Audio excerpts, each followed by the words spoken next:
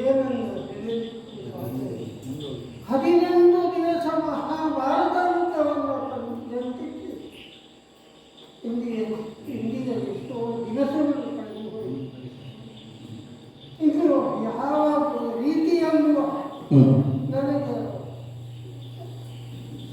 ಯಾವ ರೀತಿಯಲ್ಲೂ ನನಗೆ ಏನು ಮಾಡಲಿ ಈ ವ್ಯವಸ್ಥೆ 11 ಅಚ್ಚೋಹಿಗೆ ಸೇರಿದ ಮಾರ್ಗದಲ್ಲಿದ್ದರೂ ಕೇವಲ 7 ಆದರೇನು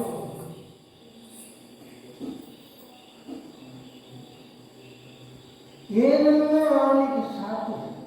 ನಮ್ಮ ಸೇನೆಯಲ್ಲಿದ್ದವರ ಅಂತಿಂದವರೇ ಆ ಇಚ್ಛಾಮಣಿಯಾದಂತಹ ಭೀಷ್ಮ ಗುರುಗಳಾದಂತಹ ಆಮೇಲೆ ಕೃಷ್ಣನಾದಂತಹ ಕರ್ಣ, ಇನ್ನೂ ಅನೇಕರಿದ್ದಾರೆ. ಶಲ್ಯ ಮತ್ತು ಮಹಾನಾದ ಶಕುನಿ, ಅದಲ್ಲದೆ ತಮ್ಮನಾದ ವಿಶ್ವಾಸನ ಏನು ಇನ್ನು ಇಂದಿಗೆ 17 ದಿವಸಗಳು ಕಳೆದು 18ನೇ ದಿವಸ ಎಲ್ಲ ನಿಷ್ಪ್ರಯತ್ನವಾಗ್ತಾರೆ. ಎಲ್ಲ ಏಕಾರಿಯಾಗುವಂತಹ ಸಂದರ್ಭ ಬಂದಾಗ ಆದರೆ ಒಂದು ಬಲ ಅವಕೋಟಿ ದೈತ್ಯರನ್ನು ಬಂದು ನಮ್ಮನ್ನು ಕೇಳ್ತಾ ಇದ್ದಾರೆ. ಇಂದು ನನಗೆ ದುರಮೇದಿಯನ್ನು ಕೊಟ್ಟದ್ದಾದರೆ ನಾನು ಹೋಗಿ ಅವರನ್ನು ಸವರನ್ನು ತಂದುಕೊಡ್ತೇನೆ ಅಂತ ಹೇಳಿ ಏನು ಮಾಡೋದು? ಆಯ್ತು, ಒಂದು ಯುದ್ಧಕ್ಕೆ ಕಳಿಸಿಕೊಟ್ಟು ಇಲ್ಲಿಯನ್ನು ಕೊಟ್ಟು ಕಳಿಸಿಕೊಟ್ರೆ ಏನು ಮಾಡೋದು? ಅಲ್ಲಿಯೇ ನಾನು ಆಲೋಚಿಸಿದ್ದೇನೆ. ಹರಿಯುತ್ತಿರುವಂತಹ ನದಿಯಲ್ಲಿ ಒಂದು ಮಗು ತೇಲಿ ಹೋಗುತ್ತಿರುವಾಗ ಒಂದು ಹುಲ್ಲು ಕಟ್ಟಿಯ ಆಧಾರವಾಗಿ ಸಿಕ್ಕಿದರೆ ನಾವು ಬದುಕಬಹುದು ಎನ್ನುವ ಅರ್ಥದಲ್ಲಿ ಏನು ಮಾಡಿಲ್ಲ. ಹೋದಂತ ನವಕೋಟಿ ದೈತ್ಯರು ಅರ್ಜುನನ ರಥದ ಮೇಲಿದ್ದಂತ ಮಾರುತಿಯು ಎಲ್ಲ ನಾಶ ಮಾಡಿ ಏಕಾಂಗಿಯಾದಂತಹ ತವರು ಎಲ್ಲಿ ಹೋಗಲಿ? ಏನು ಮಾಡೋಣ?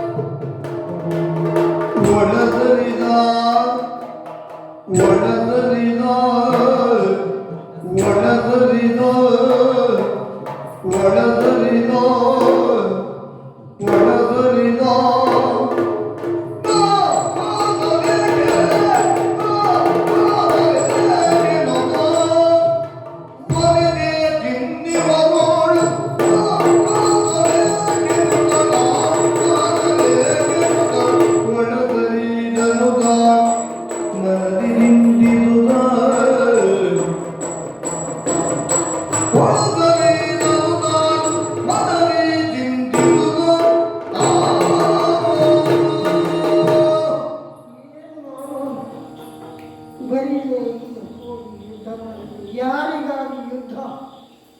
ಯಾಕಾಗಿ ಯುದ್ಧ? ಅಯ್ಯೋ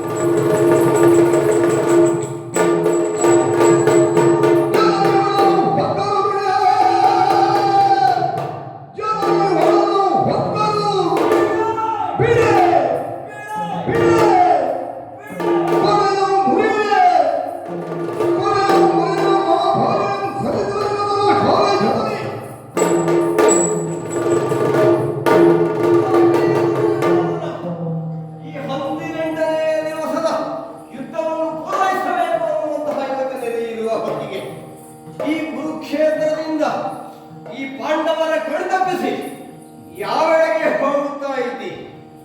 ಶರದಿಯನ್ನೇ ಹೊಕ್ಕು, ಭೂದೇವಿಯನ್ನೇ ಹೊಕ್ಕು, ನಿನ್ನನ್ನು ಬಿಡುವುದಿಲ್ಲ ಎಂದು ಅಲ್ಲಿ ತಾಯಿಯ ಅಡೆ ತಂದು ನಿನ್ನನ್ನು ಹೊಡೆದುಕೊಳ್ಳುತ್ತೇನೆ.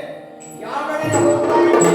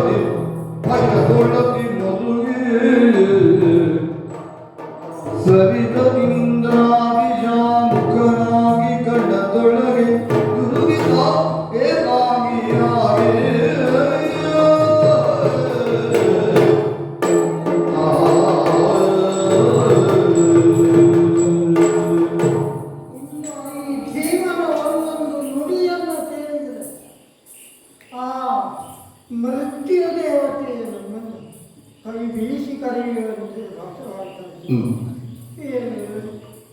ಯಾರಿದ್ದಾರೆ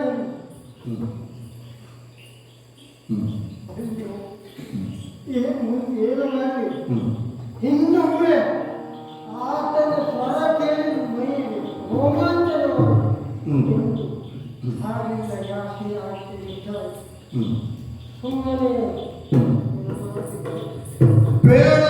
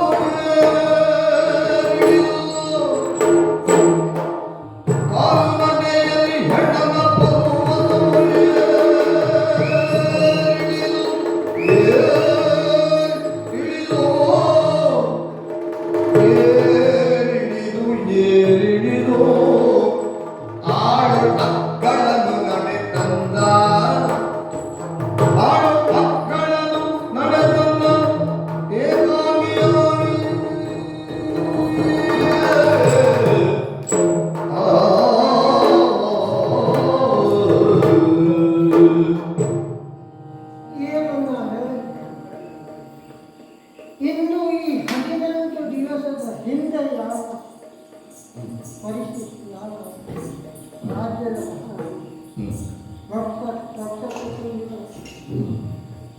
ಇಂದು ನನ್ನನ್ನು ನೋಡಿದ ಏಕಾಂಗಿಯಾಗಿ ಹೋಗ್ತಾ ಇದ್ದೇನೆ. ಆದರೆ ಹಿಂದಿನ ಒಂದು ನೆನಪನ್ನು ಮಾಡಿದರೆ ಕುರು ಸಾಮ್ರಾಜ್ಯದ ನೆನಪು. ಆದರೆ ಏನನ್ನು ನನ್ನನ್ನು ಸಿಂಹಾಸನದ ಮೇಲೆ ಕೊಳ್ಳೇರಿಸಿ ಬೆವರ ಬಿಸಿಲವನ್ನು ತಾಗಬಾರದು ಅಂತ ಬೆಳ್ಳು ಒಡೆಯನ್ನ ಛತ್ರ ಚಾಮರಾದಿಗಳನ್ನು ಕೌರವರಲ್ಲಿ ಬೆವರೊಡೆಯಬಾರದು ಎನ್ನುವ ಸಾಧನೆ. ನಾನು ನಡೆಯಬೇಕಿದ್ರೆ ರತ್ನದ ಉಬಳಿಯನ್ನು ಹಾಕಿ ಅದರ ಮೇಲೆ ಹೂವಿನ ಹಾಸಿಗೆಯನ್ನು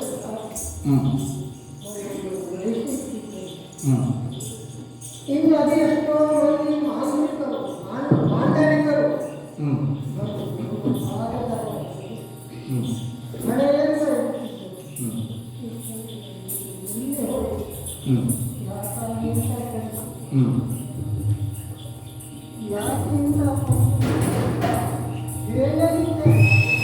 ಏನಿತು ಬಲವಿರಲು ಇನಿತು ಕಂಪನವಿರಲು, ಏನಿತು ಬಲವಿರಲು ಇನಿತು ಕಂಪನವಿರಲು, ಇನಿತು ಭಟವಿರಲು ಮುದರಿಂದ ದೈವ ಬಲವಿಲ್ಲ, ದೈವ ಬಲವಿಲ್ಲದುದರಿಂದ ಇರಿದಾಯ್ತು ಅಲವಗೆ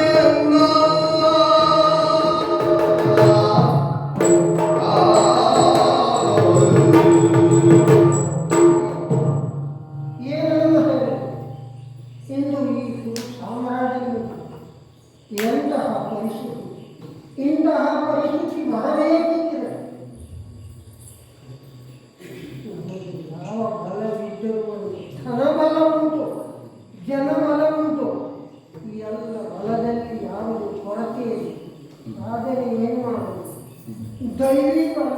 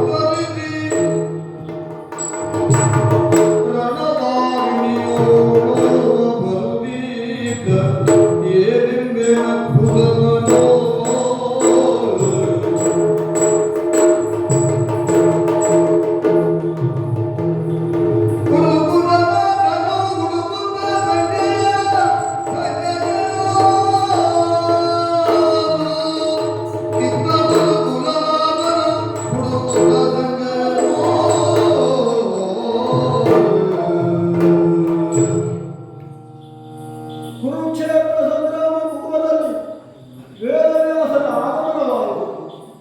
ಧೃತರಾಷ್ಟ್ರ ಚಕ್ರವರ್ತಿಗೆ ಕೇಳಿದರು, ನಿಮಗೆ ದಿವ್ಯ ದೃಷ್ಟಿಯನ್ನು ಕೊಡ್ತೇನೆ, ಸಂಗ್ರಾಮವನ್ನು ಇಚ್ಛಿಸ್ತೀಯ ಅಂತ. ಜೀವನದ ಒಳ್ಳೆಯದು ಯಾವುದನ್ನೂ ನೋಡಲಿಲ್ಲ, ನನ್ನ ಮಕ್ಕಳ ಬೆಳೆಯುವ ಸೌಭಾಗ್ಯವನ್ನು ನೋಡಲಿಲ್ಲ, ಪ್ರಜೆಗಳ ಉತ್ಕರ್ಷವನ್ನು ಕಾಣಲಿಲ್ಲ. ಈ ವಿಪ್ಲವವನ್ನು ನೋಡ್ತೇನೆ ಸ್ವಾಮಿ, ದಿವ್ಯ ದೃಷ್ಟಿ ಬೇಡ ಅಂತ ಹೇಳಿ. ಹಾಗಿದ್ರೆ ನೋಡುವಂತಹ ಮನಸ್ಥಿತಿ ನಿನಗಿಲ್ಲವೇ? ನೋಡುವುದಿಲ್ಲ, ಕೇಳುತ್ತೇನೆ. ಅಲ್ಲಿಯ ಕ್ಷಣ ಕ್ಷಣದ ವಿದ್ಯಮಾನವನ್ನು ನನಗೆ ತಿಳಿಸಬೇಕು ಅಂತ ರಾಸಮಾಶೆಯನ್ನು ಕೇಳಿಕೊಂಡಾಗ ಧೃತರಾಷ್ಟ್ರನ ಸಾರಥಿಯ ಮಗನಾದಂತಹ ಸಂಜಯನ ಈ ಕಾರ್ಯವನ್ನು ಮಾಡ್ತಾನೆ ಅಂತ ಹೇಳಿ ವರಪ್ರದಾನವನ್ನು ಮಾಡಿದರು. ಕುರುಕ್ಷೇತ್ರದ ವ್ಯಾಪ್ತಿಯಲ್ಲಿ ನಡೆಯುವಂತಹ ಪ್ರತಿಯೊಂದು ಘಟನೆಯನ್ನು ಎಳೆಯಾಗಿ ಧೃತರಾಷ್ಟ್ರನಿಗೆ ಹೇಳಬೇಕು. ಮರವೇ ಒಂದು ರೀತಿಯ ಶಾಪವಾಗಿ ಕುಳಿತುಕೊಳ್ಳಿ. ಹ್ಮ್ ಭಯಂಕರವಾದ ಸಂಗ್ರಾಮದಲ್ಲಿ ಹೊಸ ಮಕ್ಕಳು ಎಂತೆಂಥ ಅಧಾರಣವಾದಂಥ ಸಾವನ್ನು ನೋಡಿ ಚಕ್ರವರ್ತಿಗೆ ಸುವಿಸ್ತಾರವಾಗಿ ಹೇಳುತ್ತಾರೆ. ಆ ವೇದನೆಯನ್ನು ಹೇಳುವಾಗ ಆ ವೇದನೆಯ ಸನ್ನಿವೇಶವನ್ನು ವಿಶ್ಲೇಷಣೆ ಮಾಡುವಾಗ ನನ್ನ ಕರುಣೆ ಕತ್ತರಿಸಿರುವಂತಹ ಹಾಗೆ 18 ದಿನ ಸಾಗುತ್ತಿದ್ದ ಹಾಗೆ ಈ 18ನೇ ದಿನದ ಅಪರಾಧದ ಕಾಲ ಕುರುಕ್ಷೇತ್ರದ ವ್ಯಾಪ್ತಿಯಲ್ಲಿ ಸುಯೋಧನ ಕಾಣದೇ ಇರುವಾಗ ಹೇಳುವುದು ಯುದ್ಧ ಕ್ಷೇತ್ರದ ವ್ಯಾಪ್ತಿ ಮಾತ್ರ ನನ್ನ ಕನ್ನಡ ತೆಗೆಯುವುದು ಅಸಾಧ್ಯ. ಕೇಳಿದರು ಧೃತರಾಷ್ಟ್ರರು, ಸಂಜಯ ನನ್ನ ಮಗನ ವಿಷಯ ಏನಾಯಿತು ಹೇಳು. 99 ಮಗ ಸತ್ತರು, 100ನೇವನಾದಂತಹ 100ರಲ್ಲಿ ಒಗ್ಗಳನಾದಂತಹ ಯೋಧನ ಏನು ಕಣ್ಣಿಲ್ಲದಿರುವಂತಹ ಧೃತರಾಷ್ಟ್ರ ಕಣ್ಣೀರಿಸುತ್ತ ತಾನೇ ಹುಟ್ಟುವುದಕ್ಕೆ ಬಂದಾಗ ಹೇಳಿದಾಗ ಬೇಡ, ಕಣ್ಣಿರುವಂತಹ ನಾನು ಮೇಲೆ ರಣಕ್ಷೇತ್ರದಂತ ಸಾಗಿಬರ್ತೇನೆ ಅಂತ ಬಂದೆ. ಬರುತ್ತಿರುವ ಕಾಲದಲ್ಲಿ ಸಾತ್ಯಕ್ಕೆ ನನ್ನ ಶಿರವನ್ನು ಕತ್ತರಿಸುವುದಕ್ಕೆ ಬಂದ ಆಟದವರ ಸೇನಾಪತಿಯಾದಂತಹ ಕೃಷ್ಣದೇವರ ಆದೇಶವನ್ನು ಹೋಗಲಿ. ಪ್ರತಿನಿತ್ಯದಲ್ಲೂ ಸಾವು ನೋವನ್ನೇ ನೋಡುತ್ತಿದ್ದಂತಹ ನನಗೆ ಸಾವೇನು ಹೊಸದಲ್ಲ, ಬದುಕಿ ಸಾಧಿಸುವುದೇನು. ಸಾತ್ಯಕ್ಕೆ ಕತ್ತಿಗೆ ಬರಲಟ್ಟುವ ಕಾಲದಲ್ಲಿ ಅಲ್ಲಿಯೂ ಸಮಾರಿಸಿದರು.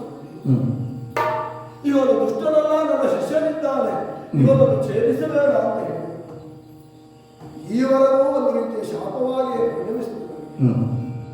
ನನ್ನ ಜೀವನದಲ್ಲಿ ನೋಡುವುದೇನಿದೆ, ಮೃತ್ಯುವನ್ನು ಪ್ರೀತಿಯಿಂದ ಸ್ವೀಕರಿಸುವುದಕ್ಕೆ ಮುಂದಾದವರು ಹಾಗೆ ಕರ್ತವ್ಯದಂತ ಲಕ್ಷ್ಯವನ್ನು ಹಾರಿಸಿದೆ. ರಘುವಿಗೆ ಹೇಳಿದ ಹಾಗೆ ನೋಡಬೇಕಲ್ಲ ಸುಯೋಧನೆಯಲ್ಲಿದ್ದಾರೆ ಎಂದು ರಣಕ್ಷೇತ್ರದ ಮೂಲೆ ಮೂಲೆಯನ್ನು ನೋಡುತ್ತಾ ಸುಯೋಧನ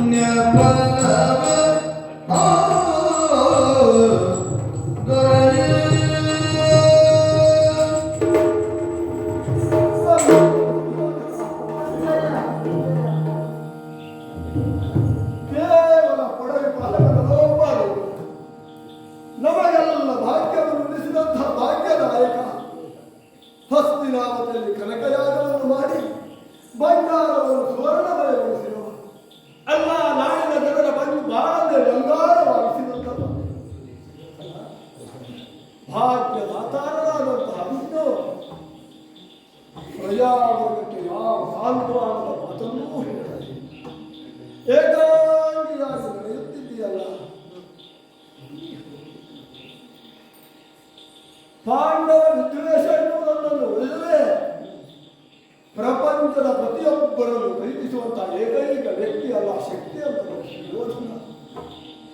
ಪಾಂಡವರ ಎನ್ನುವ ಶಬ್ದವನ್ನು ಕೇಳಿದಾಗಲೇ ಕೆಳಗೆ ಕಿಂಗಿಣಿಯನ್ನು ಸುತ್ತುವಂತಹ ಇನ್ನದಾದಂತಹ ಎನ್ನುವನ್ನು ಕಲಿಸಿ ಆ ರಿಂಗುಗಳನ್ನು ಬಡಿವೆ ಎನ್ನುವಂತಹ ಉನ್ಮಾದವನ್ನು ತೊರೆದು ಅಡಗಿ ಹೋಗಿ ಅದೆಲ್ಲವೂ ಅಡಗಿ ಹೋಗಿ ಎಲ್ಲಿ ಏನು ಪ್ರಭು ಏನು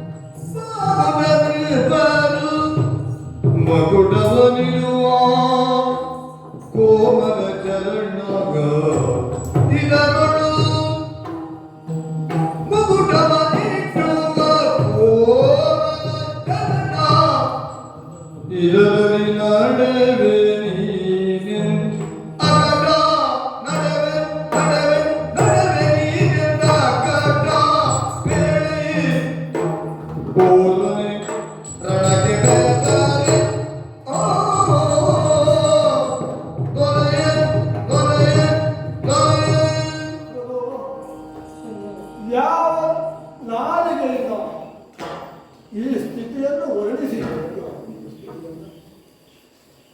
ಕುಲವಾಸನ ಚಕ್ರವರ್ತಿಯಾಗಿರುವಂತಹ ಕಾಲದಲ್ಲಿ ನಿನ್ನ ವೈಭವವನ್ನು ನೋಡಿ ಹಾಡಿ ಕಳೆದವರು ಮನ ತುಂಬಿ ಕುಣಿದಾಡಿದರು. ಈ ಸುಹಾಸನ ಕಾಲದಲ್ಲಿ ಭೀಷ್ಮರಾದಿ ಹಿರಿಯರು ಓಲೈಸಿದರು. ನಗರದಲ್ಲಿ ರಾಜ ಮಹಾರಾಜರು ಬಂದು ನಿನ್ನ ಪಾದದಲ್ಲಿ ಮುಕುಟವನ್ನಿಟ್ಟು ವಜ್ರ ವೈಡೂರ್ಯಾದಿಗಳಿಂದ ನಿನ್ನ ಪಾದವನ್ನು ಕರೆಯುವ ಕಾಲದಲ್ಲಿ ನೋಡಿ ಸಂತೋಷ ಬೆಳದಿಂಗಳಲ್ಲಿ ನಿನಗೆ ಗೌರವವಾರದು ಎನ್ನುವ ಕಾರಣದಿಂದ ಇವತ್ತಿನ ಗಂಬಳಿಯನ್ನು ಹಾಸಿ ಭೂಮಿಯ ಮೇಲೆ ನಿಮ್ಮನ್ನ ಹೆಜ್ಜೆಯನ್ನು ಇಡುತ್ತಾ ಹೋಗುತ್ತಿರುವ ಕಾಲದಲ್ಲಿ ಸ್ವಾಗತಿಸುವುದನ್ನು ನೋಡಿ ಸಂತೋಷ. ಆ ಕೋಮಲವಾದಂತಹ ಚರಣ ಇಂತಹ ದುರ್ಗತಿಯಲ್ಲಿ ದುಸ್ಥಿತಿಯಲ್ಲಿ ಹೇಗೆ ಆಯಿತು? ಯಾಕೆ ಹೋಗ್ತಾ ಇತ್ತು ಯೋಚಿಸಬೇಕು. ಯಾಕೆ ಹೀಗಾಯಿತು? ಇಂದು ನಿನ್ನಯ ಮಂದಮತಿಯೋಳು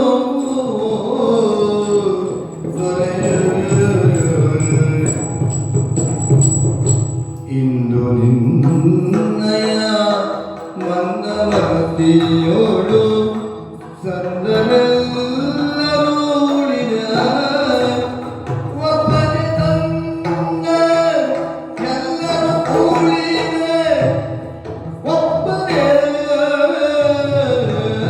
ಬಂದ ಭಾಗ್ಯರು ನಾವು ಮಂದ ಭಾಗ್ಯರು ನಾವು ಶಿವ ಶಿವ ಎಂದು ಸಂಜಯ ಮರುಗಿದ ಚಿಂತೆಯೊಳಗೆ ದೊರೆಯ ದೊರೆಯ ದೊರೆಯ ದೊರೆಯ ಏನು ಹೇಳಬೇಕು? ಸಂಜಯ ಈ ಕಾಲದಲ್ಲಿ ಆದ ಹುಟ್ಟಿನ ಮೇಲೆ ಕಾದ ಬರೆಯಲು ಹೇಳಿದ್ದಾನೆ. ನಿಮ್ಮ ಅಂತರಂಗದಲ್ಲಿರುವಂತಹ ನೋವೇನು ಎನ್ನುವುದು ಅರ್ಥವಾಗುತ್ತದೆ. ಅನಿವಾರ್ಯವಾಗಿ ಹೇಳಬೇಕಾದಂತಹ ಸನ್ನಿವೇಶ. ಚಾಣಾಕ್ಯ ಮತಿಯಾದಂತಹ ತಾವು ಎಷ್ಟೆಲ್ಲ ಬಲವಿದ್ದರೂ ಅದನ್ನೆಲ್ಲ ಕಳೆದುಕೊಳ್ಳುವುದಕ್ಕೆ ಕಾರಣವೇ ಕೇವಲ ನಿಮ್ಮದಾದಂತಹ ಹಠ ಜ್ಞಾನ ವಿಜ್ಞಾನ ಘಟದಿಂದ ಮಂದಮತಿ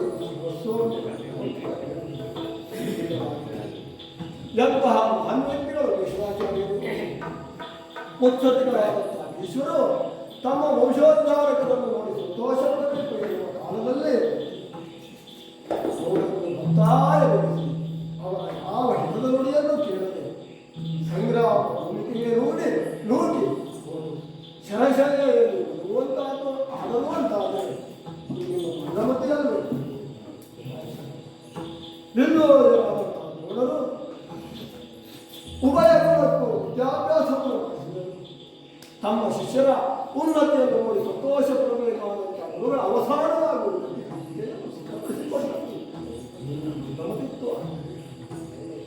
ಕಲ್ಲಾರಿಗಳನ್ನು ಕಳೆದುಕೊಂಡರು. ಹಾಗಂತ ಎಲ್ಲವೂ ಆಗ್ತದೆ ಎನ್ನುವುದು ಸಾಮಾನ್ಯವಾದಂತಹ ಜನರಿಗೂ ವೇದ್ಯವಾಗಬೇಕಾದಂತಹ ವಿಷಯ. ಅಂದು ಅರ್ಜುನ ಸಾಧಿಸುತ್ತಿರುವಂತಹ ಮಹಾನ್ ಶಸ್ತ್ರಾಸ್ತ್ರ ಅದನ್ನು ತಮಗೆ ವಿಶ್ಲೇಷಣೆ ಮಾಡಿದ ಹಿತವನ್ನು ಹೇಳಿದರು. ಪ್ರಪಂಚವನ್ನೇ ನೈಸಬಲ್ಲಂತಹ ಮಾನಶಕ್ತಿಯನ್ನು ವಶಪಟ್ಟಂತಹ ಅಸ್ತ್ರವನ್ನು ದಿವ್ಯಾಸ್ತ್ರವನ್ನು ಹೊಂದಿದ್ದಾರೆ. ದ್ವೇಷ ಬೇಡ ಅಂತ ಹೇಳಿ ಭೀಮನ ಪರಾಕ್ರಮವನ್ನು ಹೇಳಿದರು. ಯಾವುದನ್ನೂ ಕೇಳಲಿಲ್ಲ. ಅಲ್ಲ ಮಂದ ವಾಕ್ಯರು ನಾವು ಯಾಕೆ ನಿನ್ನಂತಹ ಮಹಾರಾಜನಿಂದ ಆಳ್ವಿಕೆ ಒಳಗಾದ ಸಾಮ್ರಾಜ್ಯದಲ್ಲಿ ಜೀವನವನ್ನು ಸಾಗಿಸುವಂತ ಸುಯೋಗ ನಮ್ಮ ಪಾಲಿಗೆ ನಾನೇ ಹೊರಬಾರದು. ಯಾರು ಅದು ಈ ಕಾಲಘಟ್ಟದಲ್ಲಿ ನಿಮ್ಮ ಅಂತರವನ್ನು ಮಾತಾಡಲಿಲ್ಲ ಅಂತಾದ್ರೆ ನಾಳೆ ಪ್ರಪಂಚಕ್ಕೆ ಒಂದು ಉತ್ತರ ಸಿಗುತ್ತದೆ.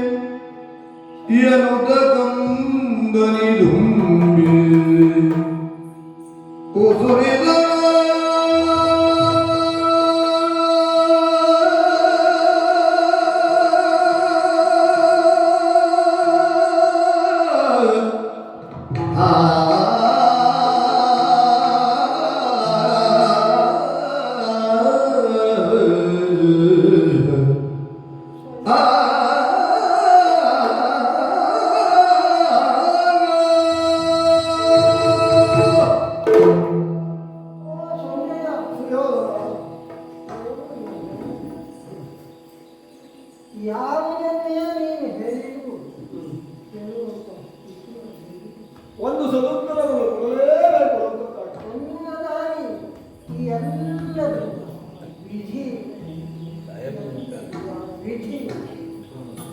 ಪ್ರಭು ವಂಶವಾದಿಯಂತಹ ನೀವು ಅದನ್ನೆಲ್ಲ ಪರಿಶೀಲಿಸಿ ವಿಧಿ ಎನ್ನುವಂತಹ ಶಬ್ದವನ್ನು ವಿಧಿಯ ಮೇಲೆ ಭಾಗವನ್ನು ಹಾಕಿ ಆತನ ಪುರುಷ ಪ್ರಯತ್ನ ಉಂಟು.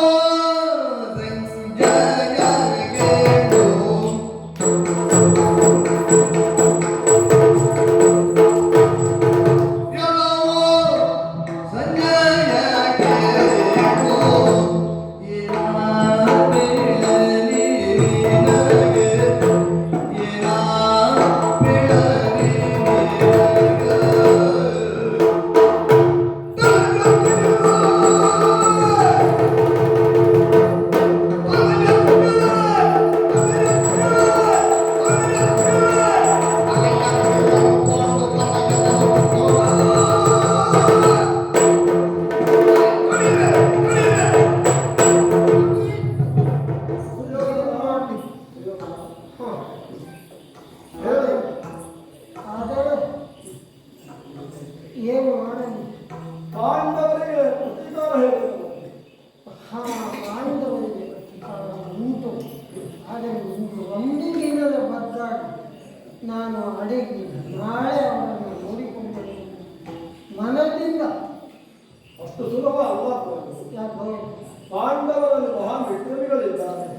ಮಾತ್ರವಲ್ಲ 99 ನಿಮ್ಮ ಸಹೋದರರನ್ನು ಅಂತಕರ ಅತಿಥಿಯಾಗಿಸಿದಂತಹ ಮರುತ ಸುತ ಭೀಮನಿದ್ದಾನಲ್ಲ.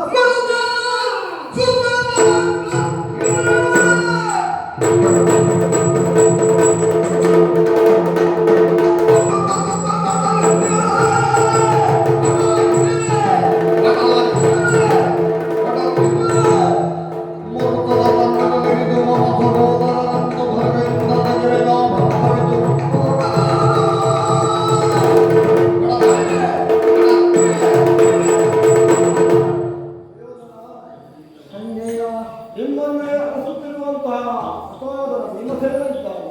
ಭೀಮಸೇನನನ್ನ ಇಂದು ಬಂದಾದರೆ ಅವನನ್ನ ಭಕ್ತೆಯನ್ನ ಕೀಳಿ ನನ್ನ ತಮ್ಮಂದಿರ 99 ತಮ್ಮಂದಿರನ್ನು ಹೊರತೆಗೆ ಅವರ ಆತ್ಮಕ್ಕೆ ಶಾಂತಿಯನ್ನು ಕಲಿಸಿ ಮನಸ್ಸಿಗೂ ಶಾಂತಿ. ಆದರೆ ಸಂಜಯ ಅದನ್ನು ತೆಗೆದ ಮಾರಿಕೊಂಡರೆ ಅಲ್ಲಿಗೆ ಸಂಗ್ರಾಮವು ಮುಗಿಯುವುದಿಲ್ಲ. ಯಾಕೆಂದರೆ ಭೀಮ ಮಾತ್ರವಲ್ಲ, ಮೂರ್ಲೋಕ ವಿಜಯಾದಂತಹ ಪಾರ್ಥನಿದ್ದಾನೆ.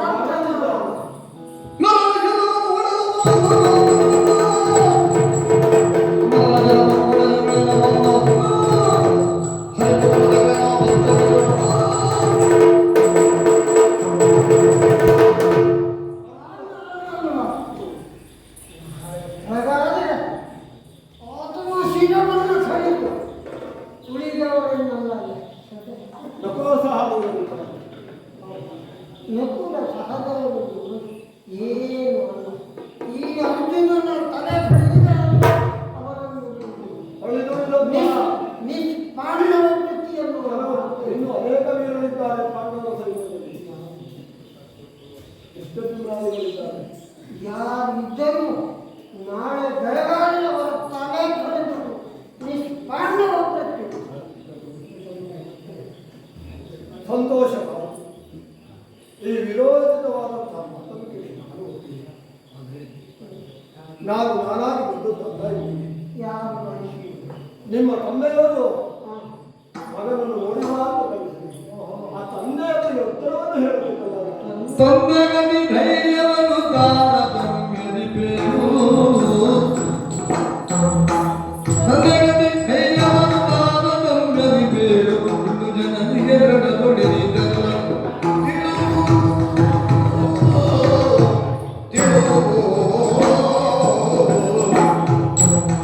ನಿಮ್ಮ ತಂದೆಗೆ ಏನು ಉತ್ತರವನ್ನು ಹೇಳಿ? ನನ್ನ ತಂದೆಯವರು ನೀನು ಹೋಗಿ ನಿನ್ನ ಮಾತನ್ನು ಕೇಳಿಯೇ ಕೇಳುತ್ತಾರೆ. ನಾನು ನಾಳೆ ಪಾಂಡವ ಪಟ್ಟಿಯನ್ನಾಗಿಸಿ ಬರ್ತೇನೆ ಸಿಂಹಾಸನದ ಮೇಲೆ ಕುಳಿತು ಧೈರ್ಯದ ಮಾತನ್ನು ಎಲ್ಲೂ ಅವನಿಗೆ ಕಣ್ಣು ಕಾಣುವುದಿಲ್ಲ. ಹೀಗಾಗಿ ನೀನು ಹೇಳಿದಂಥ ಮಾತನ್ನು ಸುಯೋಧನ ಹಾ ತಾರತಮ್ಯ ಜ್ಞಾನವಂತರಂತಹ ಜ್ಞಾನಿಗಳು ಕಣ್ಣು ಕಾಣದೆ ಹೋದರು ಅಂತರಂಗದ ಜ್ಞಾನಕ್ಕೆ ಕೊಟ್ಟೇ ಇಲ್ಲ. ಅವರಿಗೆ ಹೇಳುತ್ತಾರೆ ನಿಮ್ಮನ್ನು ಎತ್ತ ಕರುಳಿದ್ದಾರೆ ಚಾಂದಾರಿ ನಿಮ್ಮ ಅಮ್ಮನಿಗೆ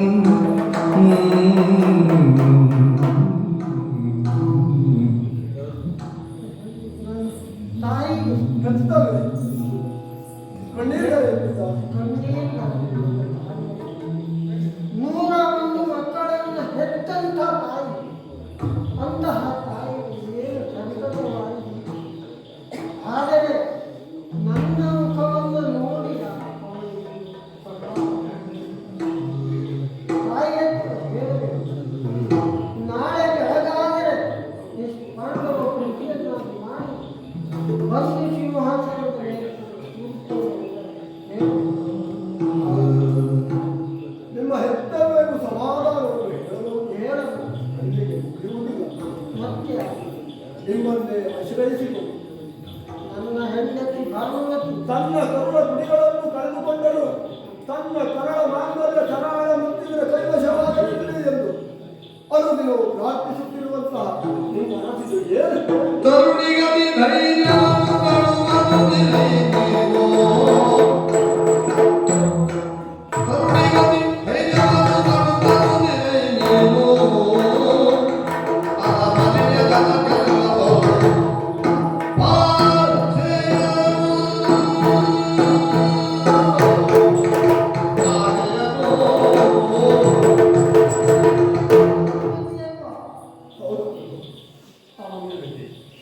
ನಾನು ಎಂದು ಅವನನ್ನು ಹಿಂದೂ ಯುದ್ಧದ ಈ ಸಂಗ್ರಾಮದ ನಾನು ಹೀಗಾಗಿ ಮನಸ್ಸಿಗೆ ಬಹಳ ಬೇಸರಿಸ್ತಾ ಇದೆ.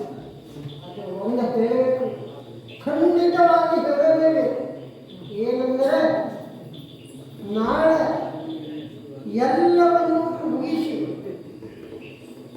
ನಿಜವಾಗಿ ಒಂದು ಸಿಂಹಾಸನದ ಮೇಲೆ ಕೂಡಬೇಕಿದ್ರೆ ನನ್ನ ಸಂಗಡ ಉಳಿರಿಸಿಕೊಳ್ಳುತ್ತೇನೆ ಅಂತ ಹೇಳಬೇಕು. ಅಷ್ಟಕ್ಕೆ ಇರುವುದಿಲ್ಲ. ಮತ್ತೆ ನೀವು ಇಡೀ ನಾಡಿನ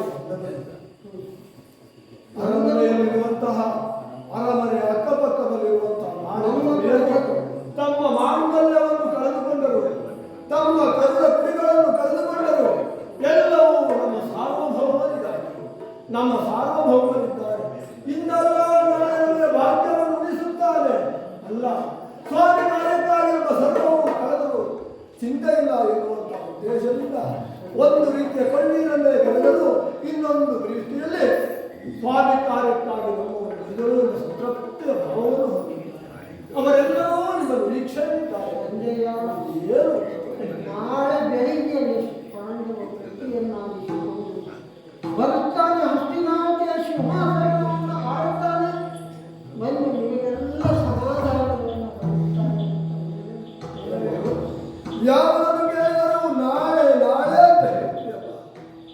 ನಾಳೆ ದಿನ ಬರಬೇಕು ಅಂತ ಆದರೆ ಇಂದಿನ ದಿನವನ್ನು ಉತ್ತರಿಸಲೇಬೇಕು.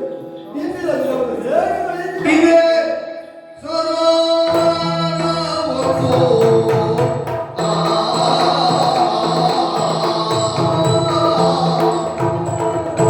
ಇದೆ ಸರೋವರ ಒಂದು ಇಲ್ಲಿಯ ಸಮೀಪದಲ್ಲಿ ಇದೆ ಸರೋವರ ಇಲ್ಲಿಗೆ ಸಮೀಪದಲ್ಲಿ ಹುದುಗಿರುವೆ ಹುದುಗಿರುವೆ ಹುದುಗಿರುವೆ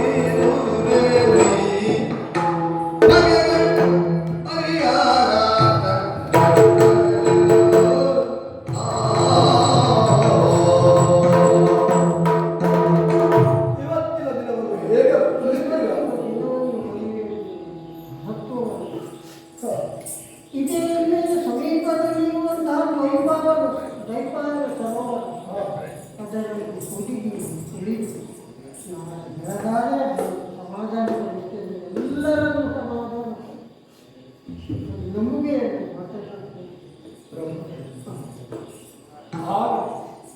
ನಿಮ್ಮದಾದಂತಹ ವಿರೋಧವಾದಂತಹ ಮಾತನ್ನ ಸಮಸ್ತರು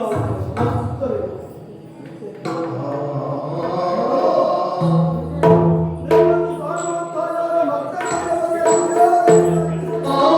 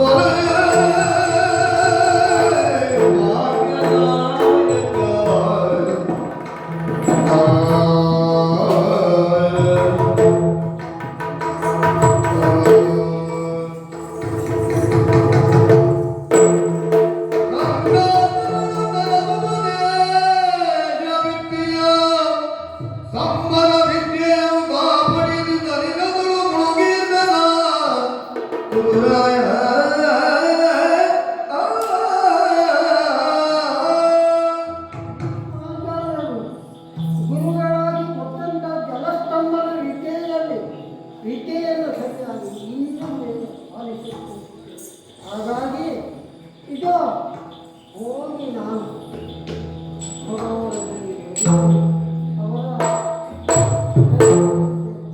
ಹಾಗೆ ಸವಿಲದಲ್ಲಿ ಮುಳುಗಿದ ನೇರವಾಗಿ ಹೋಗಿದ್ದಿಲ್ಲ ಗಾಳಿಯಿಂದ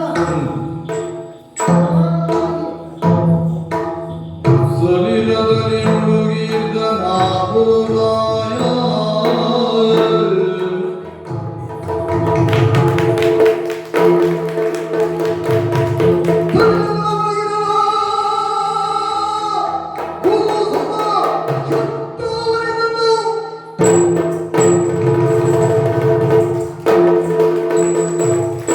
ಎಲ್ಲಿದೆ ಧರ್ಮ?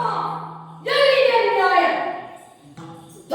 ಧರ್ಮಕ್ಷೇತ್ರವಂತೆ ಕುರುಕ್ಷೇತ್ರ. ಆದರೆ ಈ ಕುರುಕ್ಷೇತ್ರದಲ್ಲಿ ನಡೆಯುತ್ತಿರುವುದೇನು? ಎಲ್ಲೆಲ್ಲಿಯೂ ಅಧರ್ಮ ಅನ್ಯಾಯ. ಆ? ನಾಲಿಗೆಯ ತುದಿಯಲ್ಲಿ 4 ವೇದಗಳನ್ನು ಹೇಳಬಲ್ಲ ದ್ರೋಣಾಚಾರ್ಯ ಗುರು ಪಾಂಡವರಿಗೆ ಗುರು. ಆ ಗುರು ಸುತ ಅಶ್ವತ್ಥಾಮ. ನಾನು ಇದೋ ಧನುಷರವನ್ನು ಹಿಡಿದಿದ್ದೇನೆ. ಎಲ್ಲಿದ್ದಾನೆ ನಮ್ಮ ಸುಯೋಧನ?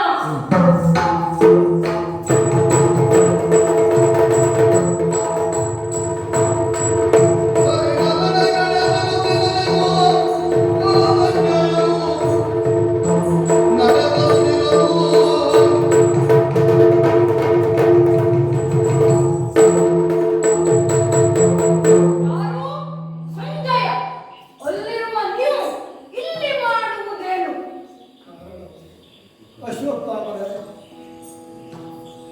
ತಮ್ಮ ಪ್ರವೇಶ ಅನಿರೀಕ್ಷಿತವಾದರೂ ಏನೋ ಆಗುತ್ತದೆ ಅನ್ನಿಸ್ತಾ ಇದೆ. ಅದಕ್ಕೆ ಆದರೆ ಅಲ್ಲಿರುವಂತಹ ನಾನು ಇಲ್ಲಿರುವುದಕ್ಕೆ ಕಾರಣ ಏನು? ಎಲ್ಲ ಇದ್ದ ನೀವು ಇಲ್ಲಿ ಬರುವುದಕ್ಕೆ ಕಾರಣ ಏನು ಅಂತ ನಾನು ಕೇಳುವುದಲ್ಲ, ಕೇಳುವುದಿಲ್ಲ. ಯಾಕೆ? ನನ್ನ ಕರ್ತವ್ಯವೇ ಹೀಗೆ. ಚಕ್ರವರ್ತಿಗಳೇ ಬೇಕಾದಂತಹ ವಾರ್ತೆಯನ್ನು ಸಂಗ್ರಹಿಸುವುದು.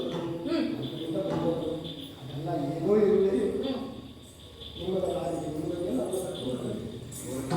ಕೌರವ ಎಲ್ಲಿದ್ದಾನೆ? ಅದು ಧೃತರಾಷ್ಟ್ರ ರೂಪತೆ ಕೇಳಿದರೆ ಮಾತ್ರ ಹೇಳುವ ವಿಷಯ. ನಿಮಗೆ ಹೇಳಿದರೆ ಏನು ಪ್ರಯೋಜನ ಉಂಟು ಅಂದರೆ ಯಾರು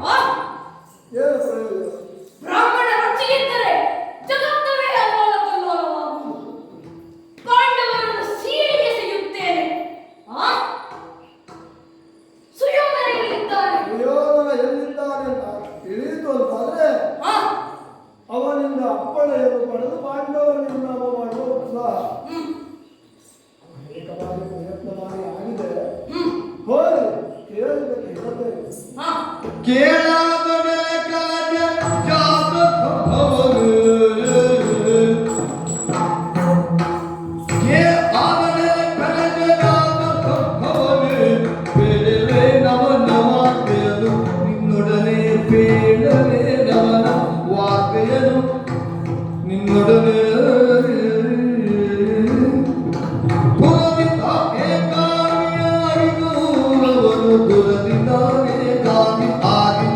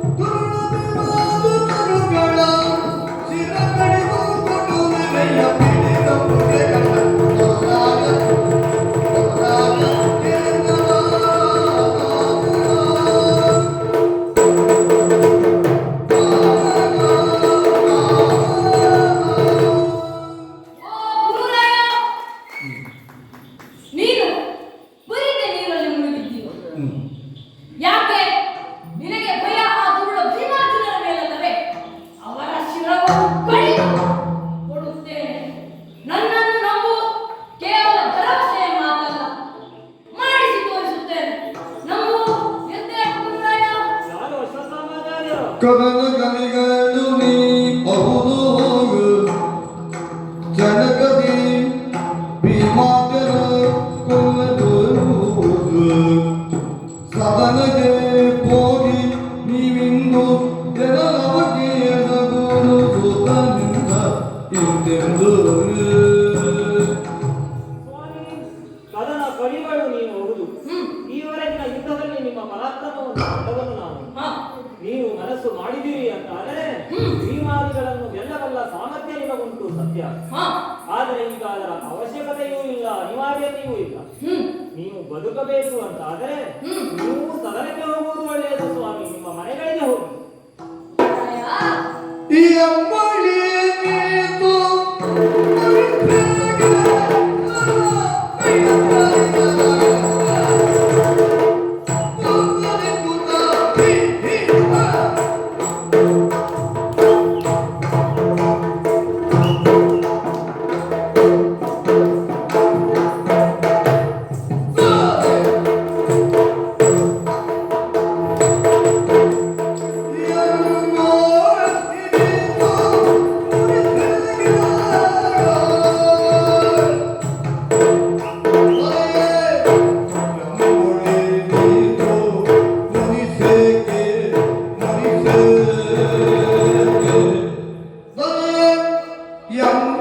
ನೀನಿತು ಮುನಿಸೇಗೆ ಮುನಿಸೇಗೆ ಮುನಿಸೇಗೆ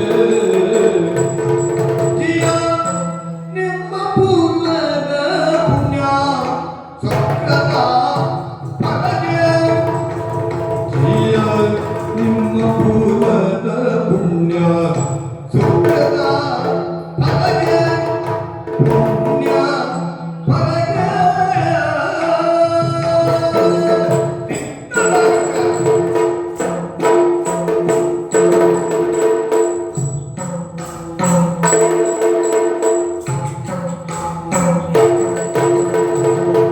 ಯಮ್ಮಿನ ಅಪರಾಧವೇನು ದಯೆ ನಮ್ಮಿನ ಅಪರಾಧವೇನು ನಮ್ಮಿನ ಅಪರಾಧವೇನು ಒಮ್ಮೆ ಮತ್ತವ ನೋಡ ಎಂದ ಕೌಲೋನು ಗುರುರಾಯ ಗುರುರಾಯ ಕೇಳೆನ್ನ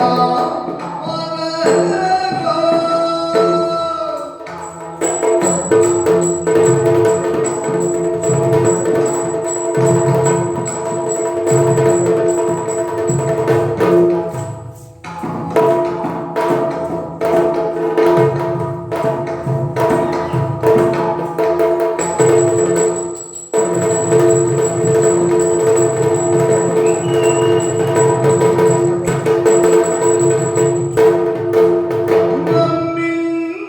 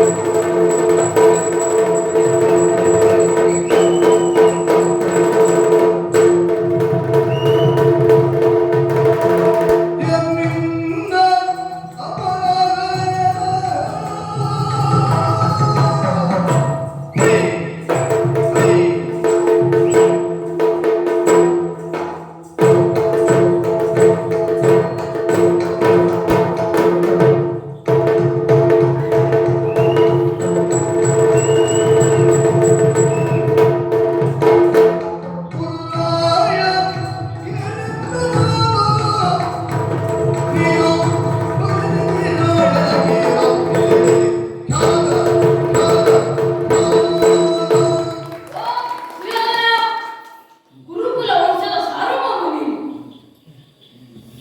ಯಾರು ಹೀಗೆ ಅವರು ಹಾಗೆ ನಮ್ಮಳಿ ಇತ್ತು ಯಾಕೆ ವೈರತ್ವ ಅನುಮಾನ ಬಿಡುವವನು ನಿನಗೆ ಭೀಮಾರ್ಜುನರ ಶಿರವನ್ನು ಕಡಿದು ಕೊಡುತ್ತೇನೆ. ಎದ್ದೇಳು.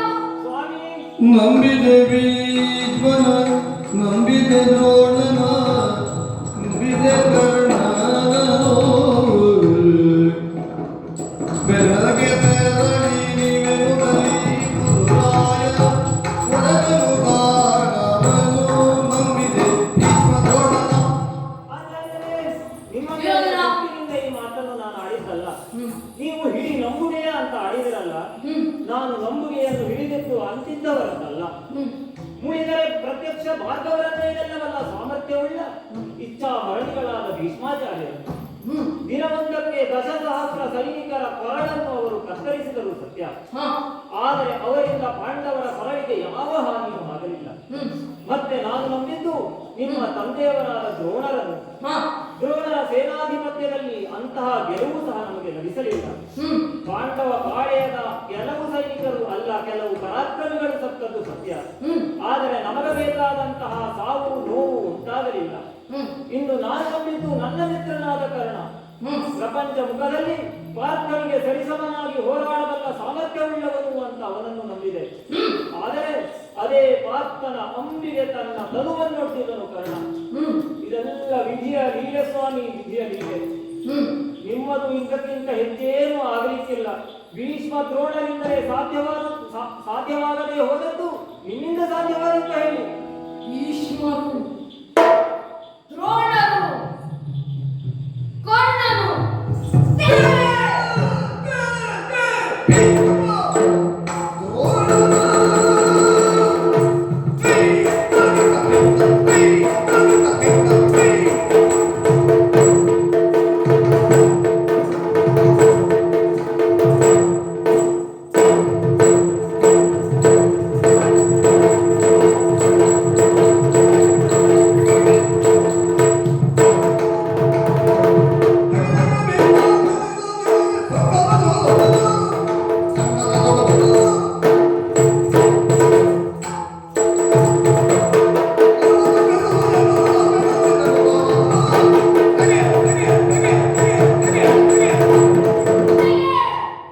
ಬಿಡು ಹಿಂದಿನ ಘಟನೆಯನ್ನು.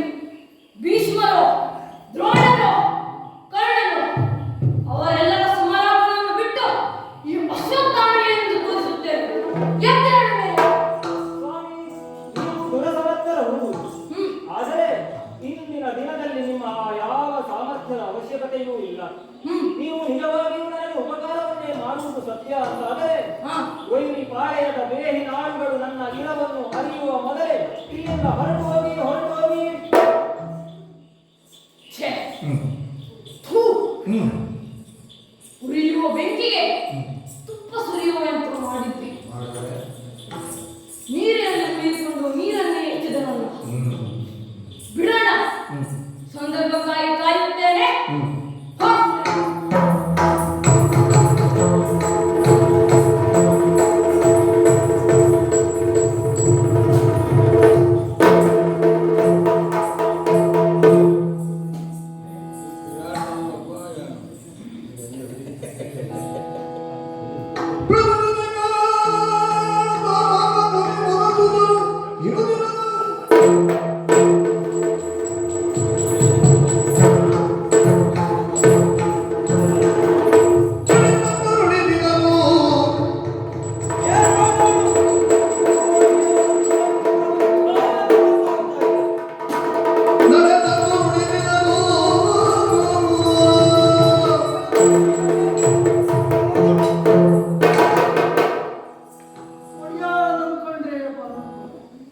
ಹೊಡೆದುಕೊಳ್ಳಬೇಕು ನನ್ನ ಮತಶತ್ರುವಾದಂತಹ ಸುಯೋಧನನನ್ನು ಅಂತ ಯೋಜನೆಯಲ್ಲಿರುವಾಗ ಯಾರು ನಾನು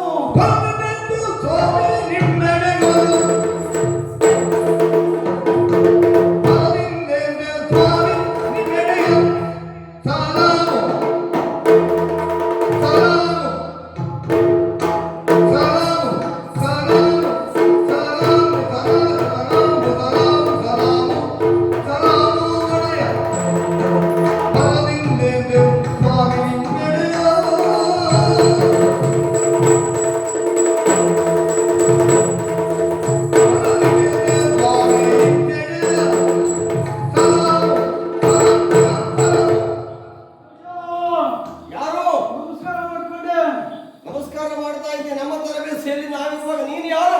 ನಾನ್ಯಾರಂತೂ ಗೊತ್ತಾಗ್ಲಿಲ್ವ ನಿಮ್ಗೆ? ನಾನೇನ್ರಿ ನಿಮ್ಮಮ್ಮ. ನಿಮ್ಮ ಮಾವ ಅದೇನಂದ್ರೆ ನಾವು ನಿಮ್ಮ ಮಾವ. ಮಾವ ಹಾಗಾದ್ರೆ ನಾವು ನಿಮ್ಮ ಮಾವ. ನೀನು ನಮ್ಮ ಹೌದ್ರಿ ಅಪ್ಪ. ಯಾರು? ದೇವರ ನೀವು ಅಂತ. ಓ ಹೌದ್ರಿ ಅವ್ರಿಗೆ. ಅರ್ಥ ಆಯ್ತು. ಹಾಗಿದ್ರೆ ಬಂದವನೇ ಸಲಾಮು ಅಂತ ನಮಸ್ಕಾರವನ್ನು ಮಾಡ್ತಾ ಇದ್ದಿ. ಏನು ವಿಶೇಷ ಉಂಟು? ವಿಶೇಷ ಉಂಟ್ರೆ ನಮ್ಮವರೆಲ್ಲ ಸೇರ್ಕೊಂಡೆ. ಹಾ,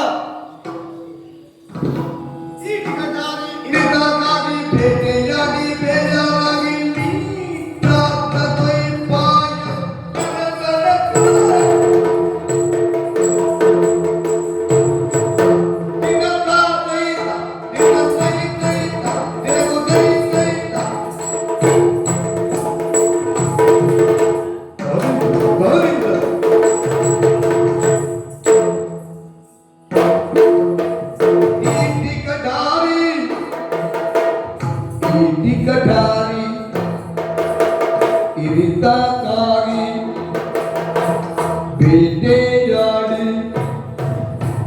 ಬೇಜಾರಾಗಿ ಬೇಟೆಯಾಡಿ ಬೇಟೆಯಾಡಿ ಬೇಟೆಯಾಡಿ ಬೇಟೆಯಾಡಿ ಬೇಟೆಯಾಡಿ ಬೇಜಾರಾಗಿ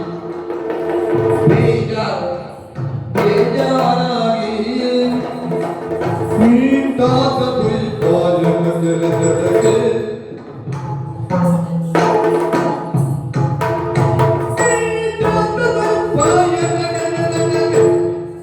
ಬಂದಲ್ಲಿ ನೀರಾಟ ನೀರಾಟ ನೀರಾಟ ನೀರಾಟ ಕೆಳಗೆ ಕಳೆಯ ಬೇಸರಿಗೆ ಸಲಾಮು ಸಲಾಮು ಸಲಾಮು ಸಲಾಮು ಸಲಾಮು ಸಲಾಮು ಸಲಾಮು ಸಲಾಮು ಸಲಾಮು ಸಲಾಮು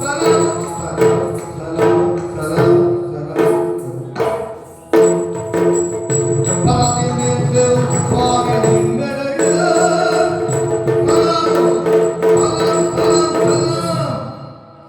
ನಮಸ್ಕಾರ ಸಾಕು ಮಹಾರಾಯ. ಏಕಾಂತ ಸಲಾಮ್ ಸಲಾಮು ಸಲಾಮ್. ಯಾಕಂದ್ರೆ ನಾವು ನಿಮ್ಮ ವೇದನೆಕರು. ಬೇರೆಯವರನ್ನು ಅರ್ಥ ಆಯಿತು. ಹಾಗಿದ್ರೆ ಮತ್ತೇನಿಲ್ಲ ವಿಷಯ ಏನು? ಬೇವಿನ ಕುರಿತಾಗ ವಿಚಾರವನ್ನು ಹೇಳಿದೆ ಅಂತ ಹೇಳಿದ್ರೆ ಹೌದು. ನಮಸ್ಕಾರವನ್ನೇ ಬಹಳ ಮಾಡ್ತಾ ಇದ್ದಿ. ಅಲ್ಲ ಆ ನಮಸ್ಕಾರವನ್ನು ನಾನು ಸ್ವೀಕರಿಸಿದ್ದೇನೆ. ನಿನಗೆ ಒಳ್ಳೆಯದಾಗಲಿ. ಮುಂದಿನ ವಿಷಯವನ್ನು ಹೇಳು. ಅಯ್ಯ ನಾಥ, ಇವತ್ತಿನ ದಿವಸ ಹಾ, ನಮ್ಮ ಜನ ಎಲ್ಲ ಕೂಡಾರೆ ನಮ್ಮ 30 ಮಂದಿ ಹಾ. ಮಂದಿ ಎಲ್ಲ ಸೇರ್ಕೊಂಡು ನಿಮ್ಮವರನ್ನ ಸೇರಿಕೊಂಡು ಹೌದ್ರಿಪ್ಪ ಹಾ, ಎಲ್ಲ ಭೇಟಿ ಆಡ್ಬೇಕು ಅಂತ ಮನ ಮಾಡ್ಯಾರ್ರಿ. ನಮ್ಮ ತರಬೇತಿಯಲ್ಲಿ ನಾವಿರುತ್ತ ವಿರೋಧಿಯ ಕಾವನ್ನು ಅರಸೆಯವರನ್ನ ಬಡಿದುಕೊಳ್ಳಬೇಕು ಅನ್ನುವಂತಹ ಒಂದು ಯೋಜನೆಯಲ್ಲಿ ನಾವಿರುವಾಗ ನಿನ್ನದು ಬೇಟೆಯ ಪ್ರಕರಣ. ಹೌದ್ರಿ ಅಪ್ಪ, ಹಾ. ಭೇಟಿ ಕೇವಲ ಭೇಟಿ ಅಷ್ಟೇ ಅಲ್ರಿ ಅಪ್ಪ. ಹಾ. ನಮ್ಮವ್ರು ಏನು ಮಾಡ್ತಾರೆ ಗೊತ್ತುಂಟ? ಹಾ. ಎಂತೆಂತ ಆಯುಧ ಉಂಟು ನಮ್ಮವರಲ್ಲಿ. ಯಾವ್ಯಾವ ಆಯ್ತು? ಬಲೆ ಉಂಟು, ಹಾ. ಮುಸ್ ಬಲೆ ಉಂಟು, ಹರಕ ಬಲೆ ಉಂಟು, ಹಾ. ನಾಯಿ ಉಂಟು, ತೊಕ್ಕಿ ಉಂಟು. ಇನ್ನು ಹಾ, ಹಾ, ಇಲ್ಲ, ಇಲ್ಲ. ಇರ್ಬೇಕಾದ್ರೆ ಹಾ. ನಮ್ಮವರಿಗೆ ಒಂದು ಅಭ್ಯಾಸ. ಹಾ. ಅಷ್ಟಾಷ್ಟು ದಿವಸಕ್ಕೆ ನಾವು ಬೇಟೆ ಆಡ್ಬೇಕಂತ ಗಿರಾಕನ್ನು ಬೇಟಾಡುವುದು ಸರಿ. ಅವ್ರು ಕೂತ ನಾನು ಹೋಗೇನ್ರಿ ಅಪ್ಪ ಬೇಟೆ ಆಡ ಹೋಗಂತ ಸಂದರ್ಭದಲ್ಲಿ ಹಾ. ಏನು ಹೊಡೆದೆವು ಒಂದಿಂದಲ್ಲ. ಯಾವ್ಯಾವ ಪ್ರಾಣಿ? ಮುಳ್ಳಕ್ಕಿ, ಬೆಳಕ್ಕಿ, ಅವಲಕ್ಕಿ, ಮಂಡಕ್ಕಿ, ಕೂಗ್ಲಕ್ಕಿ, ಅದೆಲ್ಲ ಬೇಟೆ ಆಡುವುದಲ್ಲ. ಕರಡಿ, ಅದು ನಮ್ಮ ನಾಡಿನಲ್ಲಿ ಜಿಂಕೆಯನ್ನು ಹೊಡೆಯುವುದು ನೀವು. ಅನೇಕ ಕಾಡು ಮೃಗಗಳನ್ನು ನಾವು ಹೊಡೆದಿದ್ವಿ. ಹೊಡೆದು ಹಾ. ಸಾಕಾಗೋಯ್ತು. ಹಾ. ಸಾಕಾಗಿ ಹೋಗಿದ್ದಂತ ಸಂದರ್ಭದಲ್ಲಿ ಹಾ. ನಮ್ಮವ್ರು ಹೇಳಿದ್ರು, ಈಗ ಸಾಕು, ಎಲ್ಲವನ್ನೂ ಕಟ್ಟಬೇಕು. ಹಾ. ಕಟ್ಟಿದ್ರು. ಕಟ್ಟಿ ಎಲ್ಲ ಹೊತ್ತಿದ್ದೆ ಹಾ. ಹೊತ್ತಿ ಅಷ್ಟೇ ಅಲ್ಲ, ಹಾ. ಹೊರಬೇಕಾಗ್ತದೆ. ಆಯ್ತು, ಏನು ಹಾ. ನಿಮ್ದು ಇದು ಮುಂದಲ್ರಿ ದಣಿವು ಓಹೋ, ಅವರಿಗೆಲ್ಲ ದಣಿವಾಯಿತು. ಆಗೈತ್ರಿ ಅಪ್ಪ. ಆಮೇಲೆ ಏನಾಯ್ತು? ದಣಿವಾದಂತಹ ಸಂದರ್ಭದಾಗ ಹಾ. ಇಲ್ಲೇನಾದ್ರೂ ಬಾಯಾರಿಕೆ ನೀವು ಕೊಡ್ಬೇಕು ಅಂತ ಹಾ. ಅವರೆಲ್ಲ ಮನ ಮಾಡ್ಯಾರಿ. ನೀರು ಕುಡಿಬೇಕು ಅಂತ ಅನ್ನಿಸಿತು. ಬಾಯಾರಿಕೆ ನೀರು ಕುಡಿಬೇಕು ಅಂತ. ಆಗ ಏನ್ ಮಾಡಿದ್ರಿ? ಅವ್ರು ಏನು ಮಾಡಿದ್ರಿ? ಹತ್ರ ಎಲ್ಲ ನೀರಾಯ್ತಪ್ಪ ಆ ಕಾಡಿನಾಗ. ಕಾಡನ ಪರಿಚಯ ಇದ್ದವರು ಯಾರು ನಿಮ್ಮಲ್ಲಿ ಇರ್ಲಿಲ್ವಾ? ಹಾ. ಎಲ್ಲ ಇದ್ರು. ಬೇಟೆ ಆಡ್ತಾ ದೂರ ಸಾಗಿದ್ರು. ಎಲ್ಲಿ ಹೋದ್ರು ಅಂತ ನಿಮಗೆ ಸ್ಥಳ ನೆನಪಾಗಲಿಲ್ಲ. ಸ್ಥಳ ಯಾವುದು ಗೊತ್ತಾಗ್ತದೆ. ಆಮೇಲೆ ಆಮೇಲೆ ನಾನು ಒಂದು ಕೆಲಸ ಮಾಡಿದೆ. ಹಾ. ಅಲ್ಲಿರುವಂತ ವೃಕ್ಷವನ್ನು ಕಂಡದ್ದು. ಹಾ. ಕಂಡಂತ ಸಂದರ್ಭದಲ್ಲಿ ಅದ್ರಲ್ಲಿ ನೀರು ಬರ್ತದ್ಯಾ? ಇದು ಮತ್ತೆ ಏನು ಹಾ. ಏನಿದೆ? ಹಾ. ಏನು ಕೂತು ಓಹೋ, ವೃಕ್ಷವನ್ನು. ಅವರನ್ನು ಬುದ್ಧಿವಂತ ನೀನು. ಆಮೇಲೆ ಆಮೇಲೆ ಏನಿಲ್ಲ, ಆ ಕಡೆಗೆ ಈ ಕಡೆಗೆ ಸುತ್ತಮುತ್ತ ಎಲ್ಲ ಕಂಡೆ, ಹಾ. ನೋಡಿದೆ. ಹಾ. ಎಲ್ಲಿ ನೋಡಿದ್ರು ಹಾ. ಒಡೆಯ ಗುಡ್ಡ ಬೆಟ್ಟವನ್ನೇ ಕಾಣುವುದು. ಕಾಣೋದು ಗುಡ್ಡ ಬೆಟ್ಟ. ಆಮೇಲೆ ಒಂದು ಕಡೆ ಕಂದಕದಲ್ಲಿ ಹಾ. ಹಾ. ಒಂದು ಜಲ ಕಂಡು ಹಾ. ಈಗ ಹೋಗಿದ್ದು ನಾವು. ಬದುಕಿದೆ ಬಡ ಜೀವ ಅಂತ ಆಯ್ತು. ಆಯ್ತು. ಹಾ. ಆಗಿದ್ದ ಸಂದರ್ಭದಲ್ಲಿ ಅಲ್ಲಿ ಹೋದಂತವ್ರು ನಾವು ಹಾ. ನೀರು ಕುಡಿದದ್ದು. ಹಾ. ತಂದಂತ ಈ ಮಾಂಸ ಹಾ. ಇದನ್ನೆಲ್ಲ ಸ್ವಲ್ಪ ಹಾ. ಆಮೇಲೆ ತಗೊಳ್ಳೋದು. ತಗೊಳ್ಳೋದು. ನೀರು ಹಾ ನಿಮ್ಮ ಅಪ್ಪ ಬಂದದ್ದು. ಏನೋ ನಿಮ್ಮ ಅಪ್ಪ ಓಹೋ ವಾಯುದೇವ ಹ್ಮ್ ಅವ ಬಂದದ್ದು. ಹಾ ಅವ ಬಂದ ತಕ್ಷಣ ನಮ್ಗೆ ಏನಾಯ್ತು ಗೊತ್ತಿಲ್ಲ. ಹಾ ನಮ್ಮವರೆಲ್ಲ ಹೋದ್ರು. ಹಾ ನಿದ್ರೆ ನಿದ್ದೆ ಯಾರಿದ್ರು ಜಾರಿಗೆ ಬಿದ್ದದ್ದು. ಹಾ ನಿದ್ರೆ ಹಾ ನಮ್ಮ ತಲೆ ಬಿಸಿಯಲ್ಲಿ ನಾವಿರುವಾಗ ಮಾರಾಯ ಸಕಲ ಬ್ಯಾಗ್ ಮುಗಿಸ್ಕೊಂಡೇ ಇಲ್ವಲ್ಲ ಮುಗಿಸಬೇಕು ಅಂತಲೇ ಬಂದದ್ದು. ಏನು ಬೇಟಾಡೋದು ಮಾಯಸದಿಂದ ನೀರು ಕುಡಿದಂತೆ ಹೇಳ್ತಾ ಇದ್ದಿ ಅಷ್ಟೇ ಅಲ್ಲ ಸ್ವಾಮಿ.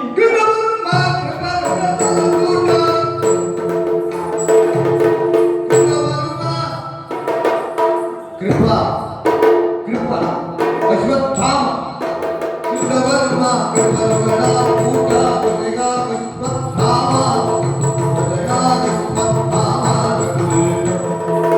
ಕುಟುಕುತೆಂಬ ಮಾತು ಆಟೋನೆ ಕುಟು ಕುಟು ಕುಟು ಕುಟು ಕುಟು ಕುಟು ಕುಟುಕುತೆಂಬ ಮಾತನ್ನಾಟೋನೆ ನೀರಾಗೆ ಮುಳುಗಿ ಕುಡಿದತಿ ಕುರುರಾಯ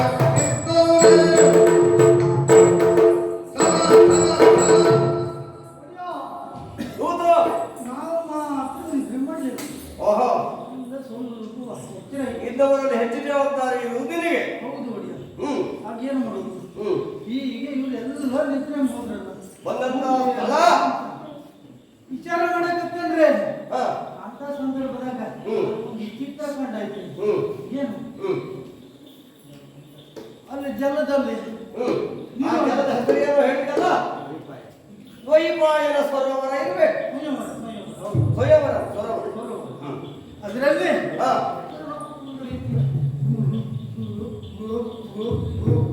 ಓಹೋ ಅಯ್ಯೋ ಕಪ್ಪೆ ಮೀನುಗಳು ಮೇಲಿನ ಕೆಳಗೆ ಮೇಲಿನ ಕೆಳಗಿನ ಮೇಲಕ್ಕೆ ಓಡಾಡ್ತಿರ್ಬೇಕು ನಮಗೂ ಮೊದಲು ಆದದ್ದು ಇದೇ ಆಲೋಚನೆ. ಹಾ ಆದ್ರೆ ಹಾ ಕಪ್ಪೆ ಮೀನಲ್ಲ. ಹ್ಮ್ ಅಲ್ವೇ ಕಪ್ಪೆ ಮೀನುಗಳಲ್ಲ ಹಾ ಅಲ್ಲಿ ಹಾ ಆ ಕಡೆಗೆ ಈ ಕಡೆಗೆಲ್ಲ ನೋಡುದು. ಹಾ ಕಪ್ಪೆ ಮೀನು ಒಂದೇ ಒಂದೇ ಶಬ್ದ ಬರುತ್ತೆ. ಹಾ ಅಲ್ಲೆಲ್ಲ ಸರೋವರದಲ್ಲಿ ಏನು ಬರುವುದ ಶಬ್ದ ಬರುವುದು. ಹಾ ನೀರಿಂದ ಮತ್ತೆ ಶಬ್ದ ಹೋಗುದು. ಹಾ ಇದನ್ನೆಲ್ಲ ಕೇಳಿದೆ. ಹಾ ಹಾ ನೀವೆಲ್ಲ ಇರೋದಿಲ್ಲ ಅಲ್ವೇ? ಏನೋ ಅಧಿಕ ಪ್ರಸಂಗ ಮಾಡಿದ್ದೀಯ ಇಲ್ಲಪ್ಪ. ಭೀಮ ವೈದ್ಯರಿಗೆ ಬಂದು ಭೀಮ ವೈದ್ಯ ನಿಲ್ಲಬಾರದು ಅಂತ ಹೇಳಿದೀಯ ಹಾ ಅಲ್ಲಿ ಬಂದದ್ದು ಆ ಶಬ್ದ. ನನಗೆ ನೀನು ಹೇಳುವುದಲ್ಲ ಸರೋವರದ ಹತ್ತಿರ ನೋಡಿ ನೀವು ನಿಲ್ಲಬೇಕು. ಹಾ ನೋಡ್ತಾ ಇರುವವರಿಗೆ ಹೇಳೋದು ನಾವಿದ್ದೇವೆ. ನಿಮಗೆ ಯಾಕೆ ಹೆದರಿಕೆ? ಈ ರೀತಿ ಮಾತಾಡೋದು ಯಾಕೆ? ಓಹೋ ಇಲ್ಲಿಂದ ಕೇಳು. ಹಾ ಹೀಗೆಲ್ಲ ನಡೀತದೆ. ಈಗ ಎಲ್ಲಿಂದ ಮಾತು ಬರುವುದು ಎಲ್ಲಿಂದ ಅಲ್ಲಿ ಒಳಗಿಂದ ಬುಳು ಬುಳು ಬುಳು ಶಬ್ದ. ಹಾ ಬರುವುದು. ಆಮೇಲೆ ಮೇಲಿಂದ ಈ ಶಬ್ದ ಹೋಗುವುದು. ಹಾ ಈ ರೀತಿಯಾಗಿ ನಡೀತಾ ಹಾಗಿದ್ರೆ ಏನೋ ಒಂದು ಸಂಭಾಷಣೆ ಇದು ಅಂತಾಯಿತು ಆ ಕತ್ತಿವರ್ಮ ಹಾ ಇನ್ನೂ ಅದೇ ರೀತಿ ಸಂಭಾಷಣೆ. ಕತ್ತಿವರ್ಮ ಕತ್ತಿವರ್ಮ ಗ್ರಹವರ್ಮ ಆಮೇಲೆ ಆಮೇಲೆ ಇನ್ನೊಬ್ಬ ಇದ್ದಾನಲ್ಲ ಮತ್ತೊಬ್ಬ ನಿಮ್ಮ ಇವ ಕಪಾಟೇರಿ. ಕೃಪಾಚಾರ್ಯ ಮತ್ತೆ ಮತ್ತೆ ಇನ್ನೊಬ್ಬ ಇದ್ದಲ್ಲ ಅಶ್ವತ್ಥಮ್ಮ. ಹಾ ಅಶ್ವತ್ಥಾಮ ಹೌದು. ನಮ್ಮ ಗುರುಗಳ ಮಗ ದ್ರೋಣಾಚಾರ್ಯ ಮಗ. ಹಾ ಅವ ಅವರು 3 ಜನ ಇದ್ದರು ದಡದಲ್ಲಿ ದಡದಲ್ಲಿದ್ದು. ಹಾ ಒಳಗೆ ಒಳಗೆ ನಿನ್ನ ಶಬ್ದ ಬರ್ತದೆ ಹಾಗಿದ್ರೆ ನಮ್ಮ ಕಿವಿ ಹಾ ಕಣ್ಣಲ್ಲಿ ಬಿತ್ತು. ಹ್ಮ್ ನಾವು ಬಂದು ಏಯ್ ಅಲ್ಲಿ ನೀವು ಯಾರು ತಿಳ್ಕೊಂಡು ಬರ್ಬೇಕು ಬೇಡವಾ ಅದಕ್ಕಾಗಿಯೇ ನಮ್ಮ ಕಣ್ಣು ಬಿದ್ದದ್ದು ಅದು. ಓಹೋ ಸರೋವರದಲ್ಲಿ ನಿಂತ್ಕೊಳ್ಳಬೇಕು ಆಮೇಲೆ ಆಮೇಲೆ ಸುಯೋಧನ ಅನ್ನುವ ಶಬ್ದ ಮೇಲಿಂದ ಕೇಳಿತು. ಹಾ ಕೆಳಗಿಂದ ನೀವು ನಿಲ್ಲಬೇಡಿ. ಇವತ್ತು ಒಂದು ದಿನ ಹಾ ನಾನು ನೋಡಿಕೊಳ್ತೇನೆ ಅಂತ ಕೆಳಗಿಂದ ಬರುವುದು. ಇದನ್ನೆಲ್ಲ ಆಲೋಚನೆ ಮಾಡ್ತಾರೆ. ಯಾರು ಯಾರು ಹಾಗಿದ್ರೆ ಅಲ್ಲಿ ಅಡಗಿ ಕುಳಿತಿರುವವರು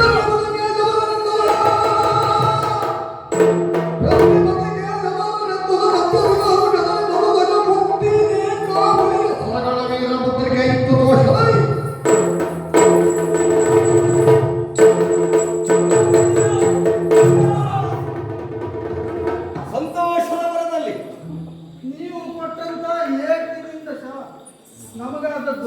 ಸಂತೋಷದಲ್ಲಿ ಹಾಗಾದದ್ದು ಆದಷ್ಟು ಸ್ವಲ್ಪ ಹೆಚ್ಚಾಯ್ತಾ ಇದೆ. ಹೋಗಲು ಬಿಡು. ಇಷ್ಟಲ್ಲ ಇಷ್ಟಲ್ಲ ನೀನು ಮಾಡಿದಂತಹ ಕಾರ್ಯಕ್ಕೆ ನನ್ನ ವಿರೋಧಿಯಾದಂತಹ ಸುಯೋಧನ ಠಾಮನಸಿ ಬಂದಿದ್ದಕ್ಕೆ ನಿನ್ನನ್ನು ಇಷ್ಟಕ್ಕೆ ಬಿಡಬಾರದು.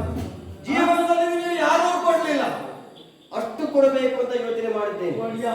ನೀವು ಈಗ ಕೊಟ್ಟದ್ದನ್ನೇ ದಕ್ಕಿಸಿಕೊಳ್ಳುವುದು ನಮಗೆ ಕಷ್ಟ. ಇನ್ನು ಕೊಟ್ಟರೆ ನಾವು ಹಾಗಲ್ಲ, ನೀನು ಈ ಕೆಲಸ ಮಾಡುವುದೇ ಬೇಡ, ಮತ್ತು ಮೇಲ್ದರ್ಜೆಯ ಕೆಲಸಕ್ಕೆ ಹೋಗಬೇಕು, ಉತ್ತೀರ್ಣತೆಯನ್ನು ಹೊಂದಬೇಕು. ಆದ್ದರಿಂದ ಇದು ಮುತ್ತಿನೇಗಾವಳಿಯನ್ನು ನಿನಗೆ ಕೊಡ್ತಾ ಇದ್ದೇನೆ. ಮುದ್ರೆಯ ಉಂಗುರವನ್ನು ಕೊಟ್ಟಿದ್ದೇನೆ, ಕೊಟ್ಟಿದ್ದೇನೆ. ರಾಜಭಂಡಾರಕ್ಕೆ ಹೋಗಿ ನಿನಗೆ ಎಷ್ಟು ಬೇಕು ಅದನ್ನು ಕೇಳಿ ಪಡೆಯಬಹುದು. ಸ್ವಾಮಿ, ನೀವು ಕೊಟ್ಟಿರುವಂತಹ ಈ ಉಂಗುರವನ್ನು ನಾನು ಬೆರಳಿಗೆ ಹಾಕಿದೆ. ದಾರಿ ಮೇಲೆ ಬಿದ್ದೋದ್ರೆ ಅನುಮಾನ ಬಂತು. ಏನು ಮಾಡುದು? ಯಾಕೆ ಬೇರೆ ಸರಿಯಲ್ಲ ಅಂತ ನನ್ನ ನಿನಗೆ ಏನು ಬೇಕೋ ಅದನ್ನು ಮಾಡಿ ಹೀಗೆ ಬಂದು ನೋಡಿಯ ಆದಿತು ಸಂತೋಷದಿಂದ ಆ ಕಡೆ ನೀನು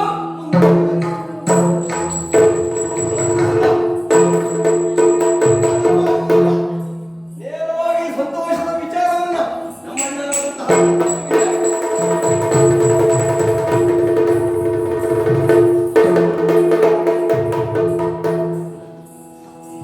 ಪ್ರೇಕ್ಷಕರಲ್ಲಿ ಒಂದೆರಡು ನಿಮಿಷ ಸಮಯ ಯಾಕೆ ಮಾಡ್ತಾ ಇದ್ದೇವೆ.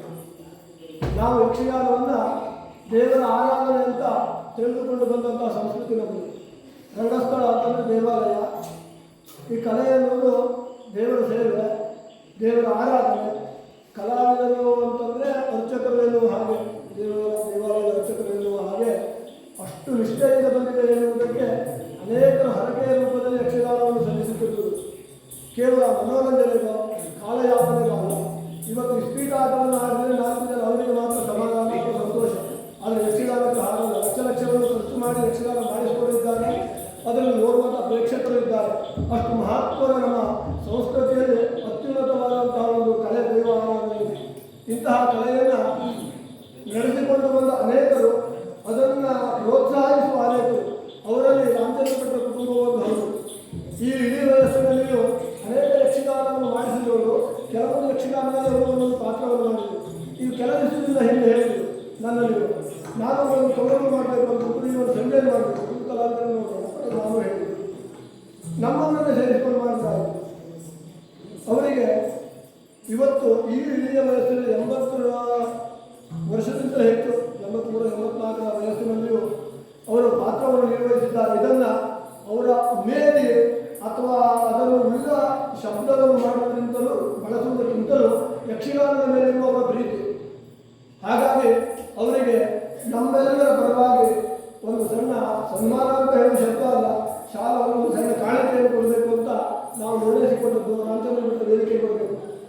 ರಾಮಚಂದ್ರ ಭಟ್ರು ಅವರ ಕುಟುಂಬವೇ ಹೌದು ಯಕ್ಷಗಾನಕ್ಕೆ ನೀವೆಲ್ಲ ನೋಡ್ತೀವಿ. ಅವರ ಗಣಪತಿ ಭಟ್ರು ಯಾವಾಗ ಜಾತ್ರೆಗಾಗಿ ಆಗ ಈಗ ಯಕ್ಷಗಾನ ಮಾಡುವ ಸಂಘಟನೆ ಮಾಡುವಾಗ ತುಂಬ ಪರಿಶ್ರಮ ಪಡ್ತಾರೆ.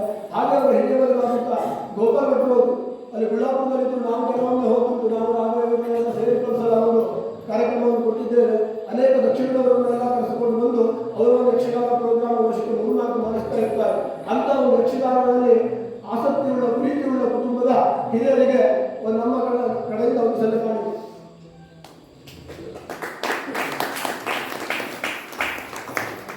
ಆತ್ಮೀಯ ಪೂರ್ವಕ ಜೋರಾದ ಈ ವಯಸ್ಸಿಗೆ ನಾವು ಕಷ್ಟ ಈ ಗೌರವ ಪ್ರಾರ್ಥನೆ ಮಾಡಿದ್ದಾರೆ. ಅವರ ಉತ್ಸಾಹಕ್ಕೆ ಜೋರಾದ ಬೇಕು. ಮುಂದಿನ ಕಾಲ ಇದೇ ರೀತಿ ಬೇಕಿದ್ದ ಯಕ್ಷಗಾನಕ್ಕೆ ಅವರ ಕೊಡುಗೆ ಬೇಕು ಅಂತ ನಾವು ಈ ದೇವರನ್ನು ಪ್ರಾರ್ಥಿಸ್ತೇವೆ. ಈಗ ಅವರ ಮನದಾಳದ ಒಂದೆರಡು ಮಾತು.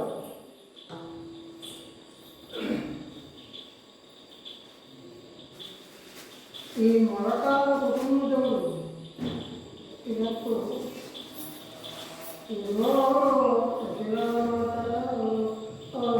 ಮಗಳು ಬರೀತಾರೆ. ಆದರೆ ನಿಜವಾಗಿ ಅವರು ಎಲ್ಲ ಕುಟುಂಬದವರಿಗೂ ಯಕ್ಷಗಾನದ ಒಂದು ಕಲೆಯೂ ಉಂಟು, ಮತ್ತು ಅವರ ಅದಕ್ಕಷ್ಟು ಪ್ರೇಮವೂ ಉಂಟು. ಅದಕ್ಕಾಗಿ ಮೊಳಕಾಲ ಕುಟುಂಬದವರಿಗೆ ಇದೆ. ನನ್ನ ಮಾಡಬೇಕು ಆಗ್ತದೆ, ಪ್ರಯತ್ನ ಮಾಡಿದ್ದೀನಿ. ಅರ್ಥವತ್ತು ಆಯಿತಾ ಗೊತ್ತಿಲ್ಲ. ಅದೇ ಪ್ರಕಾರವಾಗಿ ನಮ್ಮ ಕುಟುಂಬಕ್ಕೂ ಮತ್ತು ಎಲ್ಲರಿಗೂ ನಮಗೂ ಕೇಶವದೇವರು ಮಾಡಬೇಕು ಅಂತ ಒಳ್ಳೆಯ ಮಾಡಿದ್ದಾರೆ.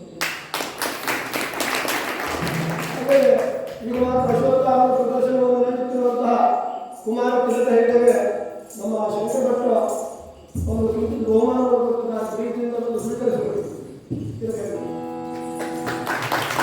ಅದಕ್ಕಾಗಿ ನಮ್ಮ ಬ್ರಹ್ಮ ಸಮುದಾಯದ ಒಳ್ಳೆಯ ಹೆಣ್ಣು ಕಲಾವಿದರಾಗಿರುವಂತಹ ಆಶೀರ್ವಾದ.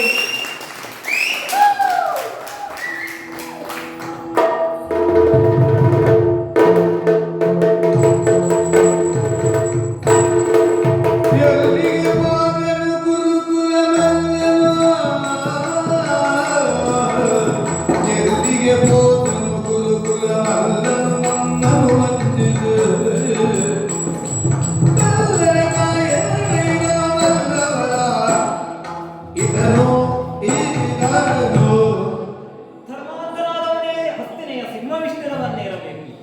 ಈ ಮಹದಾಸೆಯೇ ಇಂದಿನ ಈ ದಾರುಣವಾದ ಯುದ್ಧಕ್ಕೆ ಸಾಕ್ಷಿಯಾಗಿ ಹೋಯಿತಲ್ಲ.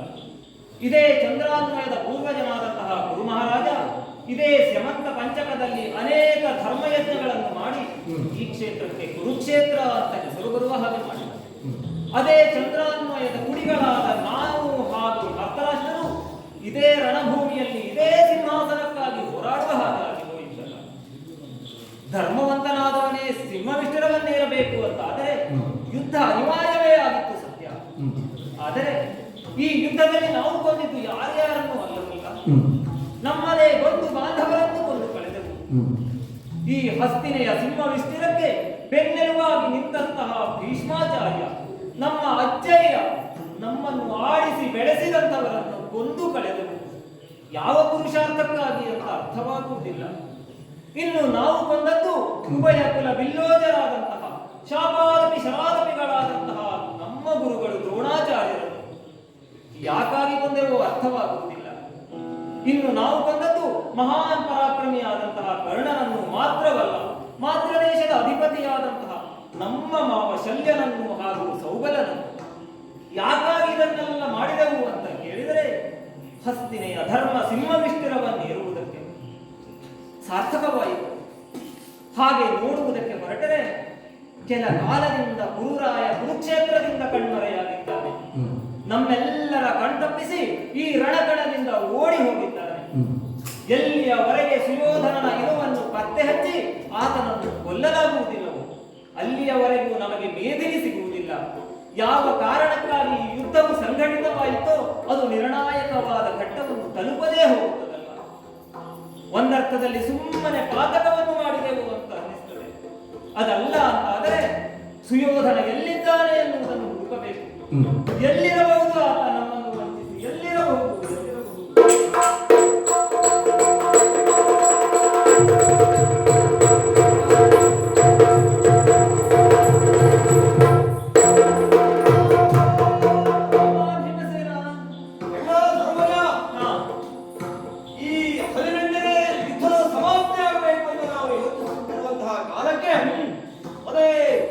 ಈಗ ಸುಯೋಧನ ಟಾವನ್ನು ನಾವು ಅರಿಯದೆ ಇಂತಹ ಕ್ರಾಂತರಾಗಿ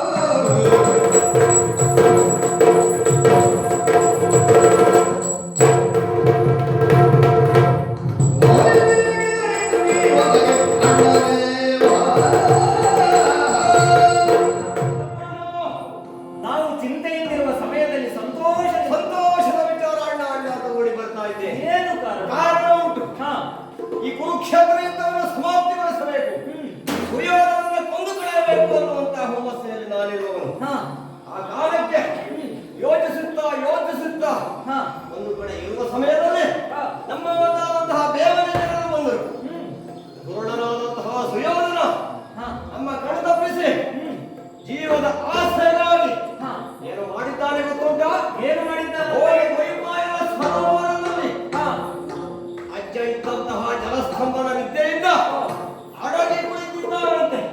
ಆದ್ದರಿಂದ ತಡ ಮಾಡುವುದಲ್ಲ, ನೇರವಾಗಿ ಹೋಗಿ ಅಮ್ಮ, ಎನ್ನ ಮಾತ ಕೇಳುತ್ತಾಗ ಧರ್ಮರಾಯ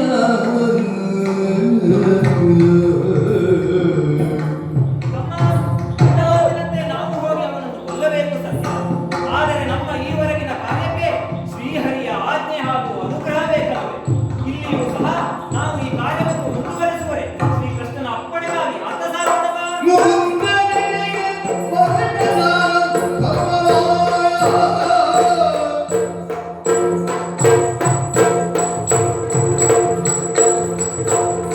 ಮುಗುಂದನಿಗೆ ಹೊರಟದಾಗ ಧರ್ಮರಾಯ. ಮುಗುಂದನವ ಮುಗಿದನಾಗ ಧರ್ಮರಾಯ. ಓ ಧರ್ಮನಂದನ, ಕೃಷ್ಣ, ಪಾಂಡವರ ಇವನು ಒಟ್ಟಾಗಿ ನನ್ನೆಡೆಗೆ ಬಂದಿರಲ್ಲ.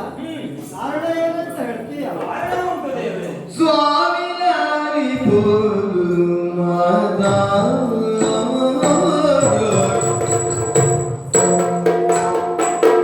ಸ್ವಾಮಿ ನಾರಿಪು ಮಾತಾ ಲೋಕ ವಿಖ್ಯಾತ ಸ್ವಾಮಿ ನಾರಿಪು ಮಾತಾ ಸ್ವಾಮಿ ನಾರಿಪು ಮಾತಾ ಸುಪ್ರೀತ ಕಾಮಯ್ಯ ಗೋವಿಂದ ಕೋಮಲಾಗ ಮುಕುಂದ ತರುಣ ಗೌರವ ಗೋರತ್ತೆ ದ್ವೈಪಾಯನ ಕರೆಯ ಮುಳುಗಿ ಬಂದು ದ್ವೈಪಾಯನ ಕೆರೆಯ ಮುಳುಗಿ ಬಂದು ಕೆರನಾವು ಇನ್ನು ನಮಗೆ ಸರಸಿನ ಅಡಗಿದವ ಕೆರನಾವು ಇನ್ನು ನಮಗೆ ಸರಸಿಯೋಳು ಅಡಗಿದವನ ಇದು ಕೊಲ್ಲೂರಾವ ಬರೀರಿ ಭಾವ ಕೃಷ್ಣ, ಧರ್ಮನಂದನ, ನಿನಗೆ ಅರಿವಿರುವಂತೆ ಕೆಲ ಕ್ಷಣದ ಹಿಂದಿನವರೆಗೂ ಹಾ, ಸುಯೋಧನನ ಇರುವಿಕೆಗಾಗಿ ಹುಡುಕುತ್ತಾ ಹೊರಟವರು ನಾವು. ಹೌದು. ಭೀಮಸೇನನ ಬೇಹಿನಾಡುಗಳು ಆತನ ಇರುವಿಕೆಯನ್ನು ಪತ್ತೆ ಹಚ್ಚಿ ಬಂದವರಿದ್ದಾರೆ. ಹಾ. ಸ್ವಾಮಿ, ಆತನು ದ್ವೈಪಾಯನ ಸರೋವರದಲ್ಲಿ ಮುಳುಗಿದ್ದಾನೆ. ವೈಪಾಯನ ಸರೋವರದಲ್ಲಿ ಆತ ಮುಳುಗಿದ್ದಾನೆ ಅಂತ ನೀವು ಇಲ್ಲಿ ಬಂದಿದ್ಯಾಗ ಅವನನ್ನು ಕೊಲ್ಲುವುದನ್ನು ಬಿಡಿ. ನನಗೆ ಅದೇ ಸಂದಿಗ್ಧತೆ ಬಂತು ಸ್ವಾಮಿ. ಹೋಗಿ ಅವನನ್ನು ಕೊಲ್ಲಬೇಕು ಸತ್ಯ, ಆದರೆ ಅವನಲ್ಲಿ ಕೊಲ್ಲುವಾಗ ಅವನಲ್ಲಿ ಆಯುಧ ಇರಬೇಕು ಅಲ್ಲವೋ? ನಾವು ಈ ಮೊದಲೇ ಯುದ್ಧ ಕ್ಷೇತ್ರಕ್ಕೆ ಬರುವ ಮೊದಲೇ ಒಂದು ನಿಬಂಧನೆಯನ್ನು ಮಾಡಿಕೊಂಡಿದ್ದೇವೆ. ಮಾತ್ರವಲ್ಲ, ಕ್ಷಾತ್ರಧರ್ಮವು ಅದನ್ನೇ ಹೇಳುತ್ತದೆ.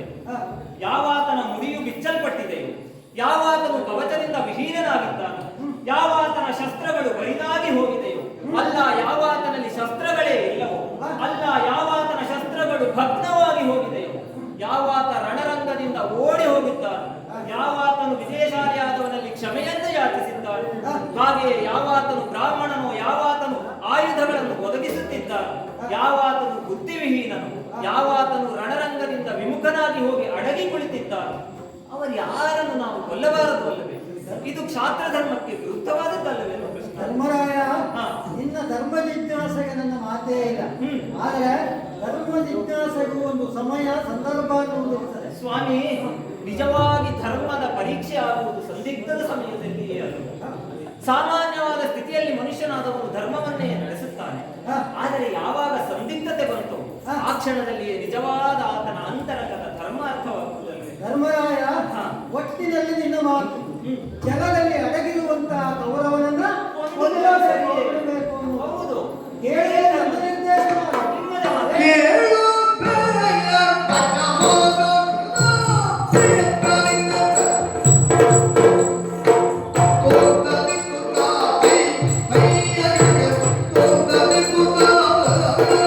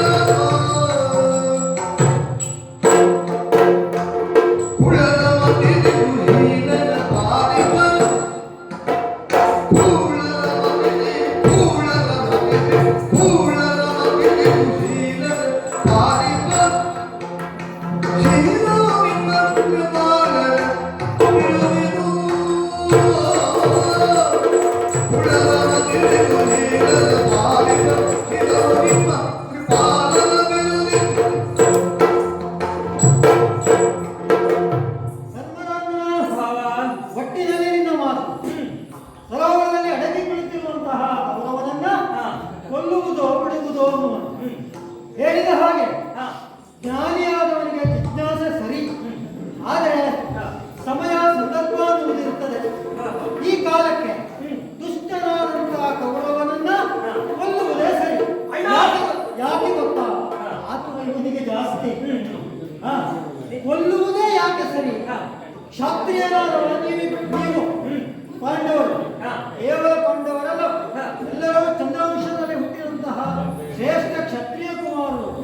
ಮುಂದೆ ಈ ನಾಡನ್ನು ಆಳಬೇಕಾದಂಥವರು. ಅಂಥವರಿಗೆ ದುಷ್ಟರನ್ನ ಶಿಕ್ಷಿಸಿ ಶಿಷ್ಟರನ್ನ ರಕ್ಷಿಸುವುದೇ ಧರ್ಮ. ಆ ಕಡೆಯಲ್ಲಿ ದುಷ್ಟನಾದಂತಹ ಕೌರವನನ್ನ ಕೊಲ್ಲುವುದೇ ಸರಿ. ದೇವರು ಭಾವನಾಗಿರುವಂತಹ ಕೃಷ್ಣನಿಂದ ನಮಗೆ ಅನುಮೋದ ಸಿಕ್ಕಿದೆ. ಅದರಿಂದ ತಡ ಮಾಡುವುದಲ್ಲ. ಅನುಮಾನ ಇನ್ನು ಬಗೆಹರಿಲಿಲ್ಲ. ಸ್ವಾಮಿ, ಮಾತು ಮಾತಿಗೂ ದುಷ್ಟನಾದ ಅವನನ್ನು ಕೊಲ್ಲುವುದೇ ಸರಿ, ಕೊಲ್ಲುವುದೇ ಸರಿ. ಕೊಲ್ಲಬಹುದಾದಂತಹ ದುಷ್ಕೃತ್ಯ ಯಾವುದನ್ನು ಮಾಡಿದ್ದಾನೆ? ಕಪಟನೆ ದ್ಯೂತವ ಆಡೆ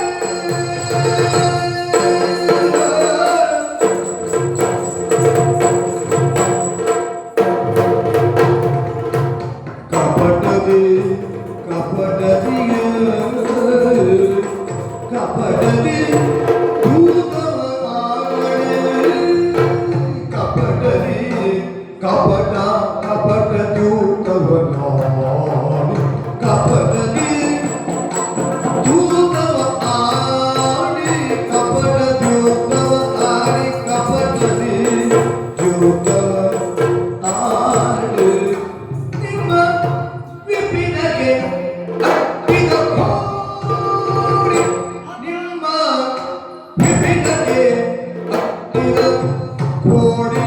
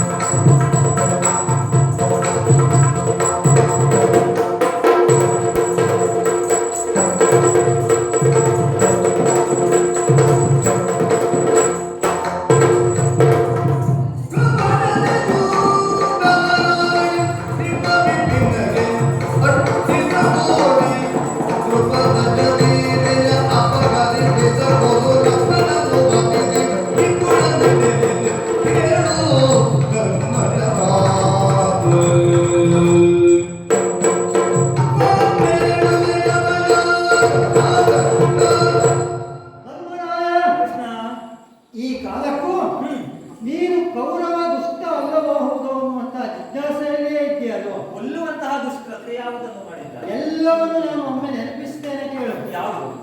ಪಾಂಡವರಿಗೆ ಮಾಡಿದಂತಹ ಅನ್ಯಾಯ ಮಾಡಿದ್ದು ಆತ. ಕಪಟದ ದ್ಯೂತವೇ ಕಪಟ. ಅದರಲ್ಲಿ ಶತ್ರುಯನ್ನು ಕೂಡಿಕೊಂಡು ಕಪಟದ ದ್ಯೂತವನ್ನಾಡಿ ನಿಮ್ಮನ್ನ ಅರಣ್ಯಕ್ಕೆ ಕಳಿಸಿದ. ನೀವು ಈ ನಾಡನ್ನ ಅರ್ಧರಾಜ್ಯಕ್ಕೆ ಅಧಿಕಾರವಂತರು ನೀವು. ಹಾಗಾಗಿ ನಿಮ್ಮನ್ನ ಅರಣ್ಯಕ್ಕೆ ಕಳಿಸಿದ್ದು ಕಪಟವೇ, ಇದು ತಪ್ಪೆ.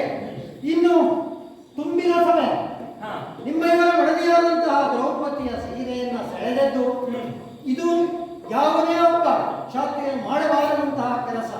ಅಂಥವುದನ್ನು ಮಾಡಿಸಿದ್ದಾರೆ ಆತ. ಜೊತೆಯಲ್ಲಿ ಭೀಮಸೇನ ಉಣ್ಣುವ ಅನ್ನಕ್ಕೆ ವಿಷ ಇಕ್ಕಿದ ವಾತ, ಹಾ. ಮತ್ತೆ ನೀವು ಒಳದಂತಹ ಮನೆಗೆ ಬೆಂಕಿ ಇಟ್ಟವನು ಆತ. ಇಷ್ಟೆಲ್ಲ ಕಾರ್ಯವನ್ನು ಮಾಡುವವರು ಯಾರು ಅಂತ ಹೇಳಿಕೊಡ್ತಾರೆ ಗೊತ್ತಾ, ಹೇಳ್ತಾರೆ ಗೊತ್ತಾ? ಆತತಾಯಿ ವರ್ಗ ಅನ್ನುವುದಂತಿದೆ. ಅಂತ ಆತತಾಯಿ ವರ್ಗಕ್ಕೆ ಸೇರಿದವರು ಅವನನ್ನ ಯಾವುದ ಆಯುಧವೇ ಇಲ್ಲದೇ ಇದ್ರು ಒಲೆಯ ಪಕ್ಷ ಕಲ್ಲನ್ನು ಹೊಡೆಯಾದರೂ ಅವನನ್ನು ಕೊಲ್ಲಲೇಬೇಕು. ಅವನನ್ನ ಕೊಲ್ಲುವುದೇ ನ್ಯಾಯ. ಸ್ವಾಮಿ, ಹಾ. ನಿಮ್ಮ ಮಾತಿನಂತೆ ಅವನನ್ನು ಕೊಲ್ಲುವುದೇ ನ್ಯಾಯ ಸರಿ. ಹಾ. ಬೇರೆ ಯಾರನ್ನು ಆದರೆ ನಾವು ಕೊಲ್ಲಬಹುದಿಲ್ಲ. ಮಾಡಿದ್ದು ನಮ್ಮ ತಮ್ಮ, ನಮ್ಮ ಸಂಬಂಧಿಕರನ್ನು ನಾವು ಒಂದು ಅಂತ ಅಲ್ಲ ಕೊಲ್ಲುವುದು ನನ್ನ ಮಾತು. ಧರ್ಮರಾಯ, ಹಾ. ಒಂದು ಮಾತನ್ನು ಹೇಳ್ತೇನೆ ಕೇಳಿ. ಏನು? ಪಾಂಡವರ ಬದುಕಿನಲ್ಲಿ ಯಾವ ಮಾತನ್ನ ಕೇಳುವುದಿದ್ರು ನನ್ನ ಮಾತನ್ನೇ ಅಲ್ಲ, ಕೃಷ್ಣನ ಮಾತನ್ನು. ಹೌದಾ? ಕೇವಲ ಕೃಷ್ಣನ ಮಾತನ್ನ ಕೇಳುವುದು ಮಾತ್ರ ಅಲ್ಲ, ಆದರ್ಶವು ಕೃಷ್ಣ. ಆದರ್ಶವೂ ಕೃಷ್ಣನದ್ದೇ ಅಲ್ಲ. ಹೌದಾ? ಹಾಗಾಗಿ ನಾನು ಮಾಡಿದಂತ ಕಾರ್ಯವನ್ನು ಯಾವ ಮಾತೆ